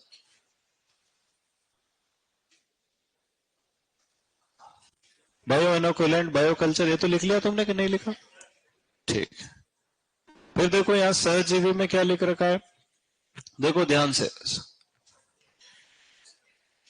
एजोस्पाइरिलम और एसिटोबैक्टर, क्या लिख रखा है बेटा? एजोस्पाइरिलम और एसिटोबैक्टर, एजोला फन। फिर मुक्त जीवी में देखो नीली हरी शैवाल। अब तुम बताओ नील हरी शैवाल बीजीय मुक्त जीवित है क्या? नहीं, वो तो एजोला के साथ सहजीवन में रहती है। चलो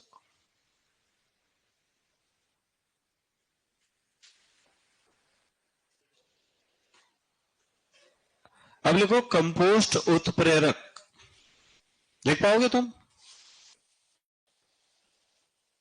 पोस्ट उत्प्रेरक, जो भी कंपोस्ट खाद के अंदर अपन डाल देते हैं ना, जिससे उसकी गुणवत्ता बढ़ जाती है, उसको कहते हैं कंपोस्ट उत्प्रेरक।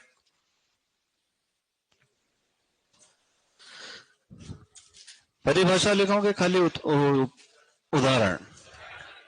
परिभाषा नहीं लिखो कि ये कंपोस्ट की गुणवत्ता को बढ़ा देते हैं। जैसे ट्राइकोडर्मा सेल्यूलोमोनास, ये जो चार लिखे ना सबसे नीचे, पेसिलियोमाइसिस और एस्पेटिलस। ट्राइकोडर्मा सेल्यूलोमोनास पेसिलियोमाइसिस और एस्परजिलस।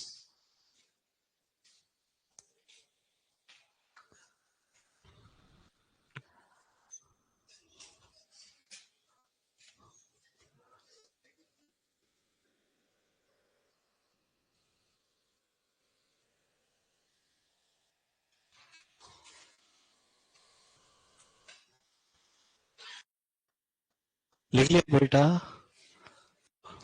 बॉस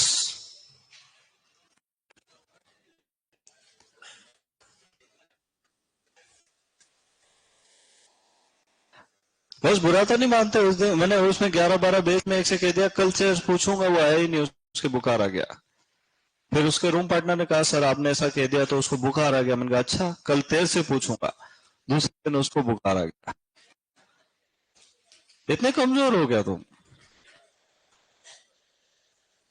बस लिखा कि नहीं? गुड। ये पीजीपीआर तो अपन ने लिख ही लिया है ना।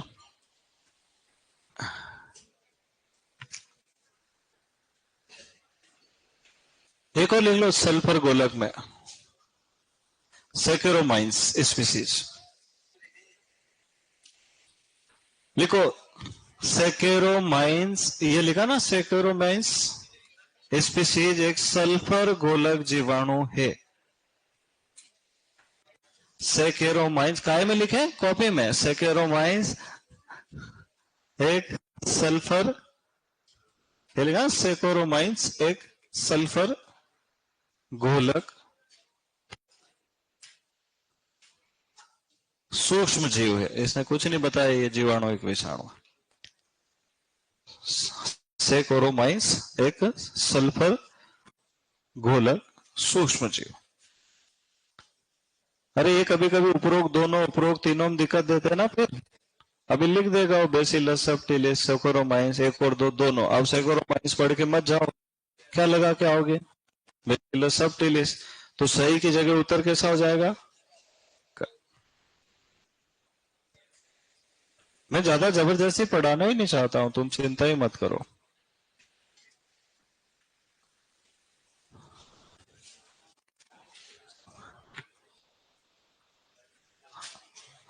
अब देखो ये क्या है बेटा?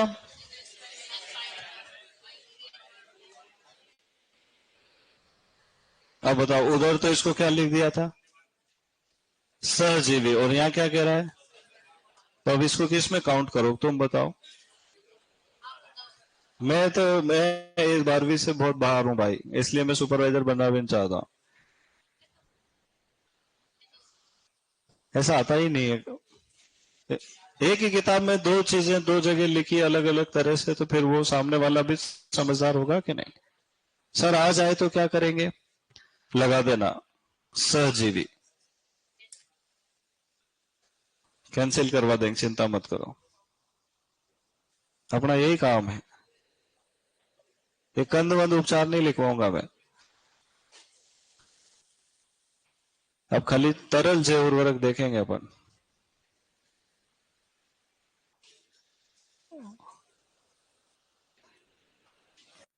चलो लिखो तरल जैव उर्वरक।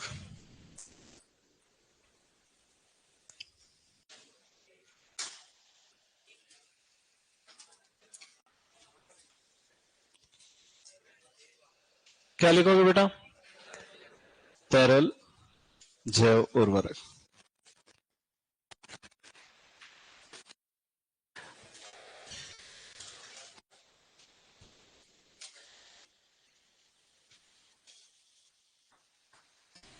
लिखो इनके प्रयोग से रासायनिक उर्वरकों का उपयोग। तरल जैव उर्वरक लिख लिया बेटा? हाँ। इनके उपयोग से रासायनिक उर्वरकों के उपयोग में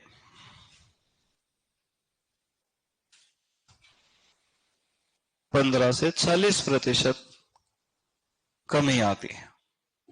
मतलब कितनी बचत की जा सकती है? इनके उपयोग से रासायनिक उर्वरकों के उपयोग में, किन के उपयोग से? तरल जैव उर्वरकों के उपयोग से, है ना। रासायनिक उर्वरकों के उपयोग में 15 से 40% तक की कमी आती है। ठीक है।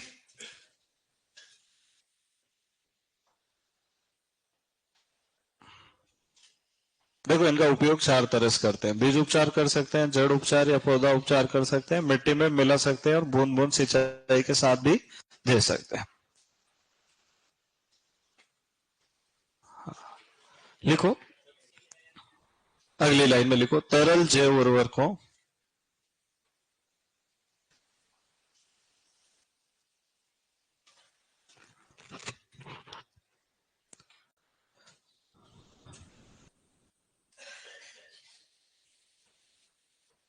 तरल जैव उर्वरकों में एडिटिक स्टेबलाइजर और स्टिकर पदार्थ, ये क्या होता है मैं समझाऊंगा, इसलिए को पहले एडिटिक स्टेबलाइजर और स्टिकर पदार्थ दिख रहा है तुमको? एडिटिक स्टेबलाइजर एवं स्टिकर पदार्थ, कोष्टक में लिखो चिपकने वाले।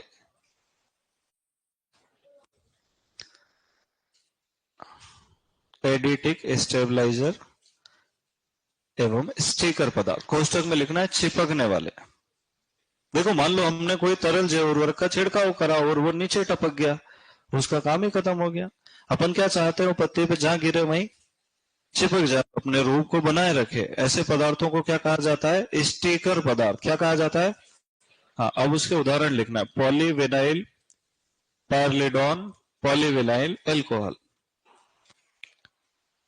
प्रश्न कैसे आएगा सर, तुम बताओ कैसे आएगा कि तरल जैव उर्वरकों में स्टिकर पदार्थ का उदाहरण है। क्या हो जाएगा? Polyvinyl pyrrolidone and polyvinyl alcohol. हाँ लिखना है, उदाहरण तो लिखना है। यही तो वो प्रश्न है जो आउट ऑफ सिलेबस चले जाते हैं, फिर अपन टेंशन में आते हैं। वो कहते हैं हमने 12वीं में से ही पूछे थे। 12वीं बहुत दुखदाई है।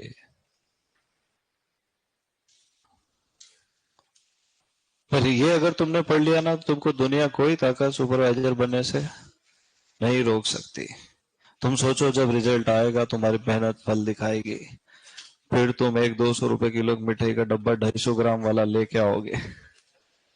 अच्छा कुछ तो लाते हैं, कुछ कुछ तो आते ही नहीं। यूं कहते हैं हमने पैसे दिए थे जब भी तो पढ़ाया आप लोगों ने। सही बात, देखो ये यहीं बैठे हुए हैं, मत लाना बेटे। नहीं नहीं नहीं नहीं नहीं। और लिखो ग्लिसरॉल, मिथाइल सेलुलोज।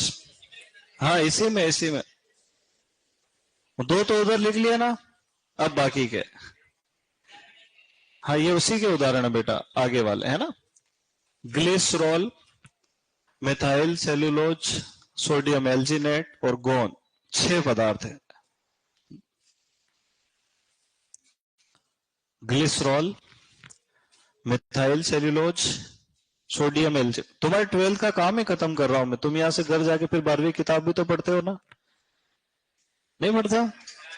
हाँ तो अब पढ़ने की जरूरत भी तो नहीं पड़ेगी, मैं सब यहीं तो लिखवा रहा हूं।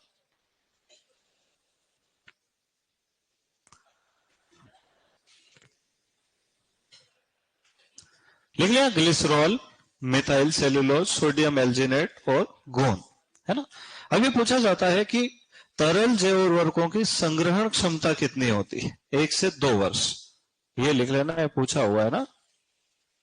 तरल जैव उर्वरकों की संग्रहण क्षमता मतलब इनको कितने देर तक रख सकते हैं? 1 से 2 वर्ष तक।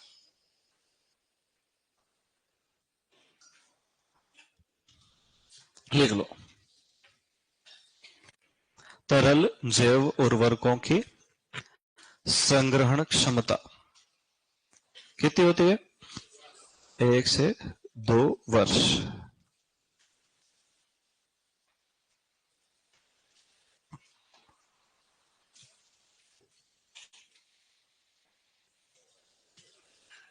फिर लिखो मिश्रित जैव उर्वरक।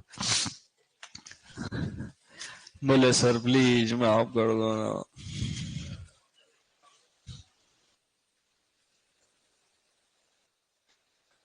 मिश्रित जैव उर्वरक,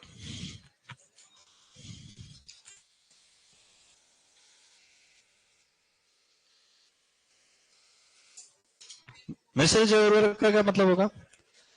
दो उर्वरकों को साथ में मिला मिला के प्रयोग करें, जैसे राइजोबियम के साथ वैम मिला दिया है ना। लिख लो, 2 या अधिक जैव उर्वरकों को एक साथ मिलाकर प्रयोग करना।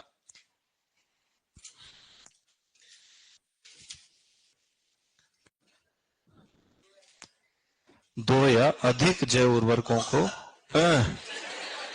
मिलाकर प्रयोग करना। देखना भाई कंपटीशन कम नहीं हो जाए। दो या अधिक जैव उर्वरकों को मिलाकर प्रयोग करना। चलो चले आगे। दो या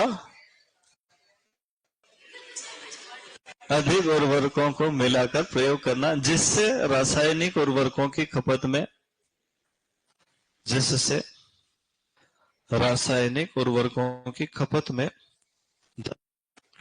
जिससे रासायनिक उर्वरकों की खपत में 10 से 25 अरे भाई यार 10 से 25% जिससे रासायनिक उर्वरकों की खपत में 10 से 25% की बचत होती है।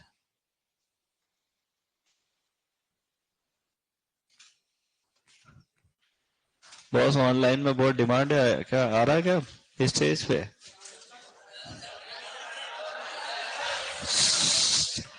इनका प्रयोग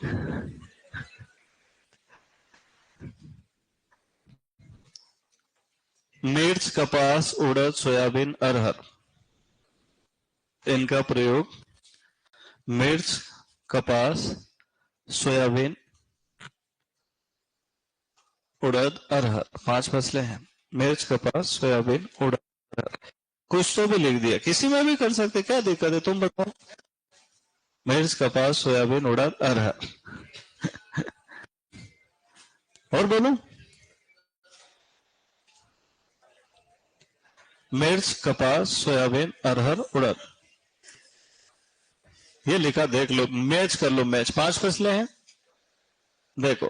मिर्च लिख लिया बेटा, कपास, उड़द, सोयाबीन, अरहर। 3 तो दलहन ही है, इसमें लेग्यूमिनेसी। मिर्च और कपास एक्स्ट्रा है, ऐसे करोगे तो याद ही हो जाएगा फिर। चले आगे और लिखो। बोले आप ढूंढ ढूंढ के तुम गिनो कितने पेज का चैप्टर हुआ ये।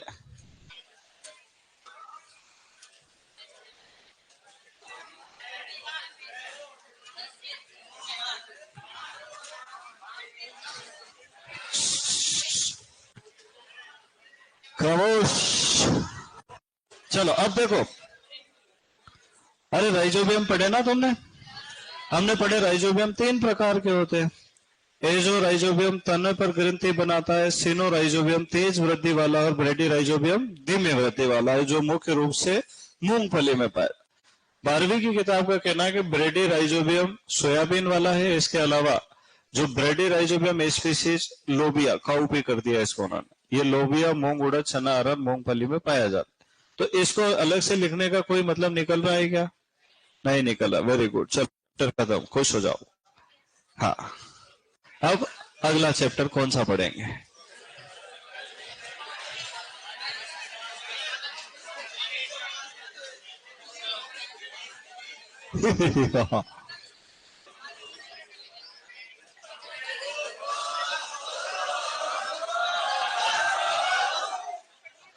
देखो, ये अगर तुम करोगे ना तो मार्केट में नाम मेरा खराब होगा। मैं तुमको खुश रख के पढ़ा रहा हूं ना, बिल्कुल दुख नहीं दे रहा हूं ना, दे भी सकता हूं।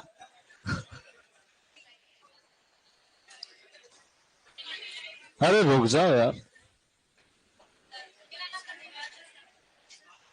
मेरे को तो बायो फर्टिलाइजर ही नहीं दिख रहा है इसमें।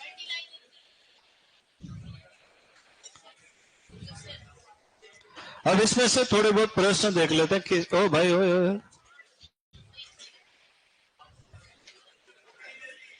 10 पेज का इधर भी है। पानी पीने जाता है क्या? हाँ, देखो क्या प्रश्न, निम्नलिखित में से कौन सा सूक्ष्म जीव फलीदार पौधों की जड़ों की गांठों में पाया जाता? दलहन की फसल द्वारा नाइट्रोजन की कितनी मात्रा का प्रति हेक्टेयर स्थिरीकरण होता है?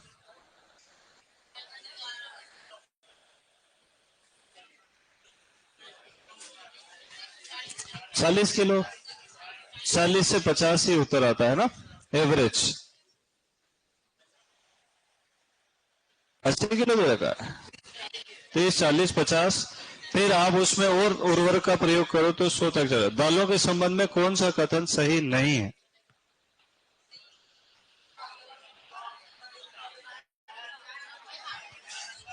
कार्बोहाइड्रेट नहीं। अच्छा बताओ, राइजोबियम जेपोनिकम किस में लगता है? बरसीम में नाइट्रोजन स्थिरीकरण के लिए जीवाणु। देखो उड़द मूंग में कौन, क्या उत्तर लगाओ बताओ? 50 से 20-25 कोई उत्तर ही नहीं होता, याद रखना है ना। एजोटोबैक्टर है।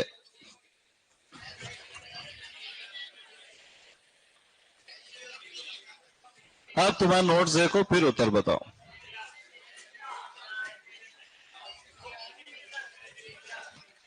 अरे मुक्त जीवी में है, किसमें है? Very good. मटर के बीजों का किससे करेंगे? मटर, मूंग, उड़द और मसूर किसका है? लेग्यूमिनोसेरम। चलो अब पोषक तत्व तो बचा है, उर्वरक बचा है, फसलें और भू परिष्करण, इतने ही टॉपिक बचे। 6 और 7 की फसलें भी हो गई है। Very good. तो भू परिष्करण तो आखिरी में, वो तो ऐसा टॉपिक है कि तुम 12th में देखो तुम्हारा दिमाग खराब हो जाएगा, है ना। वो कल्टीवेटर को प्राथमिक भू परिष्करण में चला रहा है, हेरो को भी प्राथमिक भू परिष्करण में चला रहा है, तो 12th वाले जो है वो जानलेवा है ना। उसको आखिरी में देखेंगे अपन। अभी पोषक तत्व और उर्वरक दो टॉपिक है। देखो पोषक तत्व में जनरली जो है 20-25 दिन लगाते हैं, पर अपन इतने दिन नहीं लगाएंगे। अपन कोशिश करेंगे कि मैक्स टू मैक्स 10 लेक्चर 5 दिन में खत्म हो जाए। 2 घंटे रोज पढ़ रहे हैं ना अपन, 5 दिन में खत्म हो जाए। फिर जो उसके एक्स्ट्रा पॉइंट इधर उधर के हैं जो बीच में घुसेड़ देते हैं अपन, वो एक्स्ट्रा ही लिखेंगे। हमेशा याद रखना, कोई भी चैप्टर जब अपन पढ़ते हैं उसमें 80% चीजें ही इंपॉर्टेंट रहती है, 20% जबरदस्ती नोट डलवा डुलू के अपन उसको कठिन कर लेते हैं, है ना। जब भी पढ़ो तो याद रखना, वो जो नोट डले हुए हैं उनको आखिरी में पढ़ना है। जैसे अपन यूं चल रहे हैं और अचानक रेड सिग्नल हो गया, थोड़ी देर रुक गए फिर चलने लग गए, तो क्या दूरी बढ़ जाएगी? नहीं बढ़ी, दूरी तो उतनी ही थी, वो रेड सिग्नल की वजह से अपन रुके। तो जब भी अपने दिमाग में अपन चार्ट बनाते हैं, ये बनाते हैं वो बनाते हैं, तुमने देखा मैं पूरा चार्ट बना देता हूं, फिर उससे संबंधित एक चीज आखिरी में नोट डलवा के लिखा, तुम्हारा मन करता है इसको वहीं पढ़ा देते, वहां पढ़ा देते तो वही टॉपिक बड़ा हो जाता है और वो कठिन होने की वजह से तुम उसको पढ़ते ही नहीं। इसलिए चार्ट छोटे छोटे और आसान, फिर जो उससे संबंधित वो बचे हुए 15% प्रश्न कवर करने के पॉइंट है वो आखिरी में अपन लिखते हैं, है ना। टॉपिक को बड़ा नहीं करना, टॉपिक जितना इंपॉर्टेंट है उतना इंपॉर्टेंट है। उसके अलावा तुम्हारा मन पड़े रोज दूसरी दूसरी किताबें पढ़ो, 2-2 पॉइंट तुम भी बताओ मुझे लाके, सर वहां तो ऐसा लिखा है। क्लियर? तुमने खाना नहीं खाया क्या रे? ये इतने बदमाश पहले तो यहाँ आते हैं फिर लाइटें बंद करवा लेते हैं और अपना अलग ही देश मांग रहे हैं। वो 2-4 तो अफगानिस्तान तक पहुंच गए, हिंदू कुश पर्वत पे झंडा लहराएंगे। चलो चले आगे। तो अगला टॉपिक कौन सा शुरू करेंगे? पोषक तत्व और फिर उर्वरक।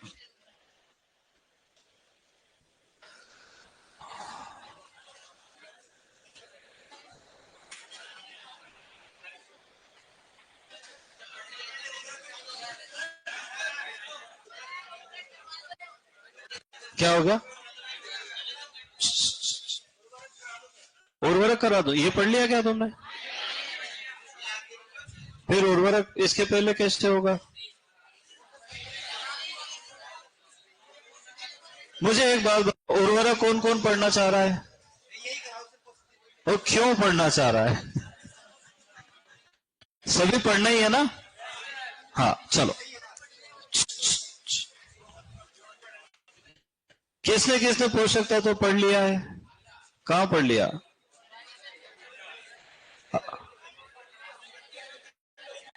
एक आदमी ने, और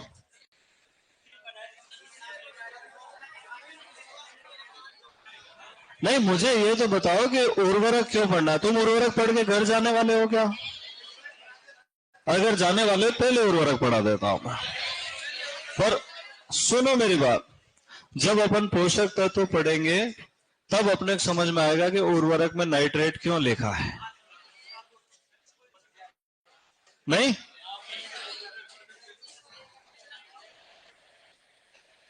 अरे यार, मुझे एक बात ही नहीं समझ में आती है कि कौन कौन घर जाएगा उर्वरक पढ़ के।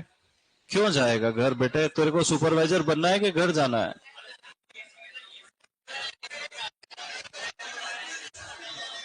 चलो लिखो पोस्ट। तो अब देखो, सब माहौल मत खराब करा करो रे। चलो क्या पढ़ेंगे? तो पोषक तत्वों में सबसे पहले हम पढ़ेंगे पोषक तत्व की परिभाषा। क्या पढ़ेंगे बेटा? फिर पढ़ेंगे पोषक तत्वों का वर्गीकरण। फिर पोषक तत्व के कार्य एवं कमी के लक्षण, है ना? फिर पोषक तत्वों के स्रोत, और भी जो अन्य छोटी मोटी चीजें हैं वो डिस्कस कर लेंगे, है ना? पोषक तत्वों की आकलन की विधियां वो तो उधर पढ़ा दी होगी ना सॉइल वालों ने। केल्डाल विधि, ओल्सन विधि, ब्रे नंबर 1। अभी सॉइल ने पढ़ाया तुमको? चल रही है वो, पढ़ा देंगे किशन सर। वही एक्सपर्ट है। मैं तो चाहता हूं पोषक तत्व भी वही पढ़ा दे वो।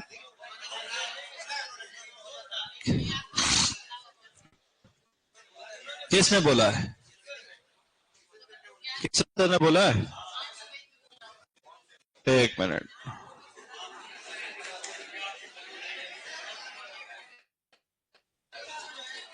रुक जाओ यार, मैं पूछ तो लूं उनसे।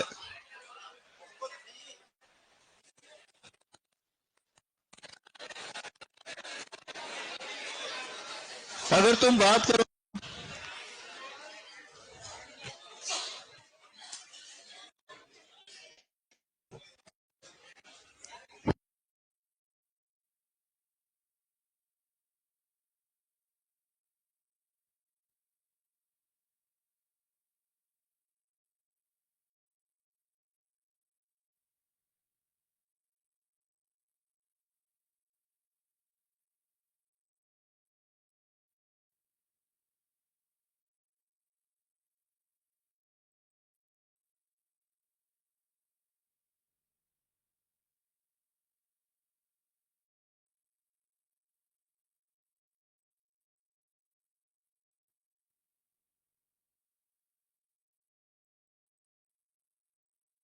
नहीं पढ़ाएंगे, बिजी है ना? चलो अब इसको ध्यान से समझो, बहुत अच्छा टॉपिक है ना। देखो, हम सब जानते हैं कि कोई भी जीवधारी अगर होता है ना, चाहे वो पौधा हो चाहे वो जंतु हो, तो उसके अंदर 6 प्रमुख चीजें पाई जाती। कौन सी 6 चीजें होगी बेटा? एक तो उसके अंदर होगा कार्बोहाइड्रेट। क्या होगा? दूसरा उसके अंदर होगा प्रोटीन। क्या होगा? तीसरा उसके अंदर होगी वसा। चौथा होगा खनिज लवण। क्या होगा बेटा? इसके अलावा उसके अंदर बहुत सारा पानी भी होगा, जल और विटामिन्स। ये 6 चीजों से मिलके किसी भी जीवधारी का निर्माण होता है, चाहे वो पौधा हो चाहे वो, ठीक है? अब आपको ये देखना है कि ये जितने भी चीजें हमको दिखाई दे रही, ये सब जटिल रसायन है। क्या है? जो विभिन्न प्रकार के तत्वों से मिल के बनते हैं।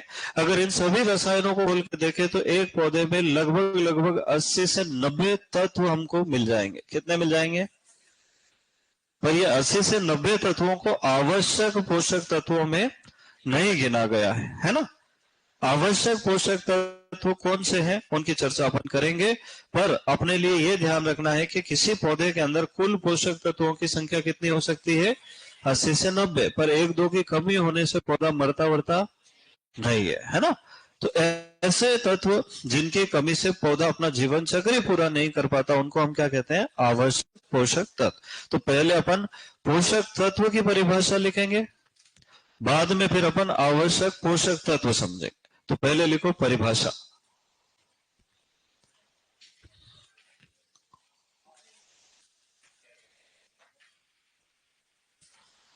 वे तत्व जो पौधों की वृद्धि विकास में सहायता करते हैं।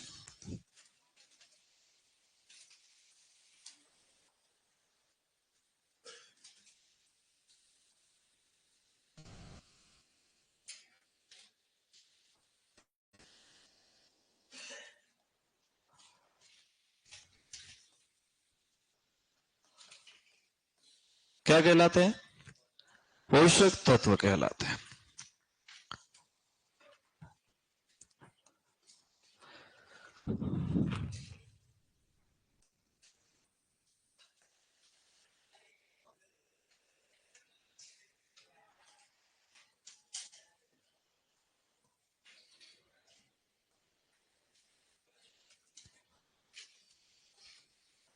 अब देखो, जब ऐसा माना गया, बहुत पुराने जमाने की बात है, एग्रीकल्चर के तो कोई वैज्ञानिक थे ही नहीं, सब बायोलॉजी केमिस्ट्री वाले थे।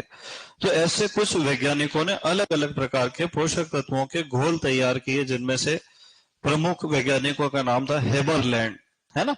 एक सैच एवं नैप नाम के वैज्ञानिक थे। इन्होंने अलग अलग घोल बनाए, है ना। किसी ने कॉपर सल्फेट चूना मिलाया, किसी ने क्या मिलाया, और अलग अलग पोषक घोल बनाए। अब वैज्ञानिकों में बहुत ज्यादा डिस्प्यूट हो गया कि किस तत्व को पौधों के लिए आवश्यक माना जाए और किसको। जैसे अभी भी आयुर्वेद वाले कहते हैं, सोना दे सुरक्षित तन और चांदी दे तेज दिमाग, सोना चांदी च्यवनप्राश। तो क्या सोना खाना पड़ेगा अपने को? नहीं खाना पड़ेगा। फिर भी गौमूत्र में सोना निकलता है तो कहीं ना कहीं तो होगा प्रकृति में, जहां से आता है ना। पौधे खाती है ना गाय, तो पौधों में हो भी सकता है गोल्ड हो। तो अलग अलग वैज्ञानिक लड़ने लगे कि पौधे में ये डालो, वो डालो, वो डालो। आखिरी में इसमें सबसे बड़ा काम किया आर्नन और स्टाउट ने 1939 में, है ना। तो सबसे पहले अनिवार्यता की कसौटी किसने थी? आर्नन और स्टाउट ने 1939। फिर बाद में 1954 में उन्होंने इसको वापस से रिवाइज किया, है ना। तो इसका दोबारा उल्लेख कब किया गया? 1954 में। उन्होंने कहा कि मैं जो सिद्धांत बता रहा हूं, अगर कोई पोषक तत्व उन तीनों शर्तों को पूरा करता है तो ही उसको एसेंशियल न्यूट्रिएंट या आवश्यक पोषक तत्व समझा जाना चाहिए। तो आवश्यकता की कसौटी या सिद्धांत मतलब 3 पैरामीटर से जिनको जो भी तत्व पूरा कर लेगा वही आवश्यक तत्व माना जाएगा। भले आज, भले कल, भले परसों। इनकी संख्या बढ़ भी सकती है भविष्य में, पर वर्तमान में 17 पोषक तत्वों को आवश्यक माना गया। तो पहली बात तो ये प्रश्न आता है कि आवश्यकता के सिद्धांत या कसौटी किसने दी? आर्नर एवं स्टाउट ने। कई बार स्टाउट नहीं लिखता है या दूसरे वाले ऑप्शन में लिखता है, पहला आर्नर फिर स्टाउट। तो फिर सही उत्तर किसको लगाना है? पहले कब उल्लेख किया इन्होंने? दोबारा कब किया? 2 बार बताया, है ना। एक बार प्राइमरी, फिर रिवाइज करके। अब पहले अपन देखते हैं कितनी कसौटियां, ये भी पूछा जाता है कि आवश्यकता की कितनी कसौटी है बेटा। अच्छा, इसको ऐसा भी लिखते हैं, पोषक तत्वों की अपरिहार्यता का सिद्धांत। अपरिहार्य मतलब जिसको इग्नोर नहीं किया जा सकता, है ना। तो आवश्यकता का सिद्धांत तो लिखता है, बल पलट के क्या लिख देता है? अपरिहार्यता। इसको अंग्रेजी में याद कर लेना, क्राइटेरिया ऑफ एसेंशियलिटी, है ना। मतलब इनकी कमी हो जाने, और भाई तू चल जा रहे यार, ठीक। इनकी कमी हो जाने पर पौधा अपना जीवन चक्र भी पूरा नहीं कर पाए। आवश्यक का मतलब आवश्यक, ठीक है। तो आवश्यकता के कितने सिद्धांत दिए गए? 3। पहला सिद्धांत दिया गया कि ऐसे तत्व जो पौधों की वृद्धि एवं जनन अंगों के विकास में सहायता करते हैं और जिनकी कमी होने पर पौधा अपना जीवन चक्र पूरा नहीं कर पाता है। दूसरा सिद्धांत दिया कि उस तत्व विशेष की कमी को कोई दूसरा तत्व पूरा नहीं कर पाता है। और तीसरा सिद्धांत दिया गया कि ऐसे पोषक तत्व जो पौधों की उपापचय एवं ऊर्जा स्थानांतरण संबंधी आवश्यकताओं में प्रत्यक्ष रूप से भाग लेते हैं, ऐसी प्रक्रियाओं में भाग लेते हैं जो कहीं ना कहीं पौधे में या तो एंजाइम संश्लेषण है, प्रकाश संश्लेषण है, श्वसन है ना। कोई भी ऊर्जा स्थानांतरण की प्रक्रिया में डायरेक्ट प्रत्यक्ष रूप से भाग ले। पर इनको छोटा करके लिखेंगे ताकि अपने को याद रहे। ऐसे लिखेंगे तो फिर दिक्कत आएगी। तो अपन क्या लिखेंगे? वो तत्व जिसकी कमी हो जाने पर पौधा अपना जीवन चक्र पूरा नहीं कर पाए, उसी को क्या मानेंगे अपन? पहले लिख लो, फिर वो बोल बोल के अपन लिख लेंगे, है ना।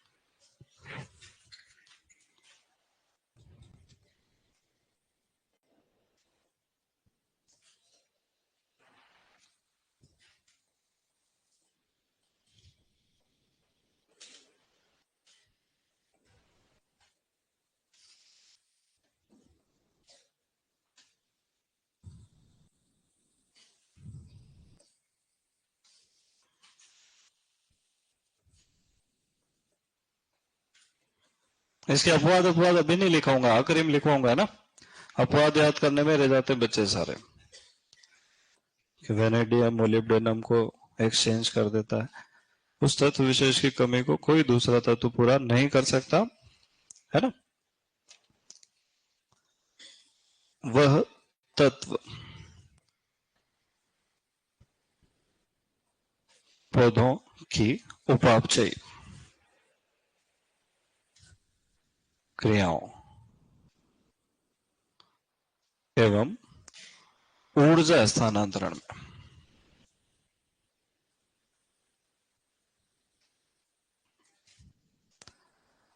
प्रत्यक्ष रूप से भाग लेता।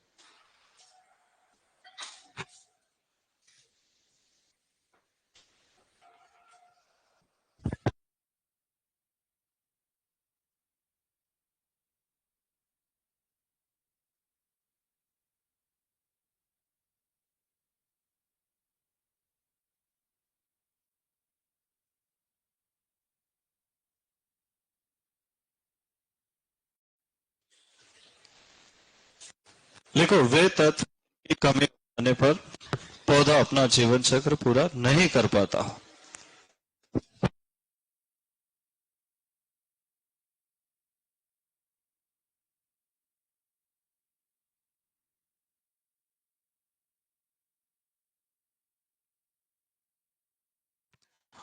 वे तत्व जिनकी कमी हो जाने पर पौधा अपना जीवन चक्र पूरा नहीं कर पाता। दूसरा क्या लिखेंगे? उस तत्व विशेष की कमी हो जाने पर, या उस तत्व विशेष की कमी को कोई दूसरा पोषक तत्व पूरा नहीं कर सकता, और वह तत्व पौधों की उपापचयी क्रियाओं एवं ऊर्जा स्थानांतरण में प्रत्यक्ष रूप से भाग लेता। ये तीसरा बाद में ऐड करा 1954 में, ठीक है। अब ये तीनों बातें लिख तो दी, इसको प्रूव कैसे करेंगे ये बताओ, हैं? तो फिर अपने को लगभग 100 से भी अधिक गमले तैयार करना पड़ेंगे। एक गमले पे लिखेंगे नाइट्रोजन की कमी वाला गमला। क्या लिखेंगे? उसमें पौधा लगा देंगे, 2-4 दिन में टैं बोल जाएगा, अपन समझ जाएंगे। क्या समझेंगे? कि नाइट्रोजन की कमी हो जाने पर पौधा अपना जीवन चक्र पूरा नहीं कर पाया। दूसरा ये भी समझ जाएंगे कि कोई भी तत्व उसकी कमी को पूरा क्यों नहीं कर पाया, क्योंकि बाकी सारे मौजूद थे।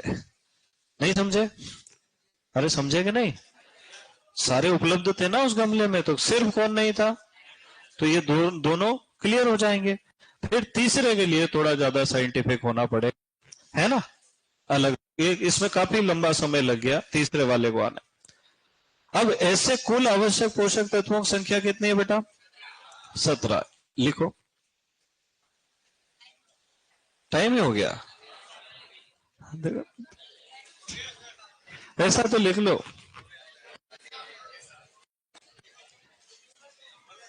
आवश्यक पोषक तत्वों की संख्या 17 है। क्या लिखोगे? पढ़ना ही नहीं चाहते यार बच्चे, कितने खतरनाक होगा। बोले आप थकते नहीं हो? कौन सी भेज है तुम्हारी? 6, 7, 8, 9। अभी खाना भी खाओगे ना तुम? अभी ब्रेक नहीं है क्या तुम्हारा? छुट्टी है? आज तो वो डोनाल्ड ट्रंप का लड़का आ रहा है यार उदयपुर में, ब्याह में आ रहा है, ब्याह में। क्या पता कोई बड़े कारोबारी का है।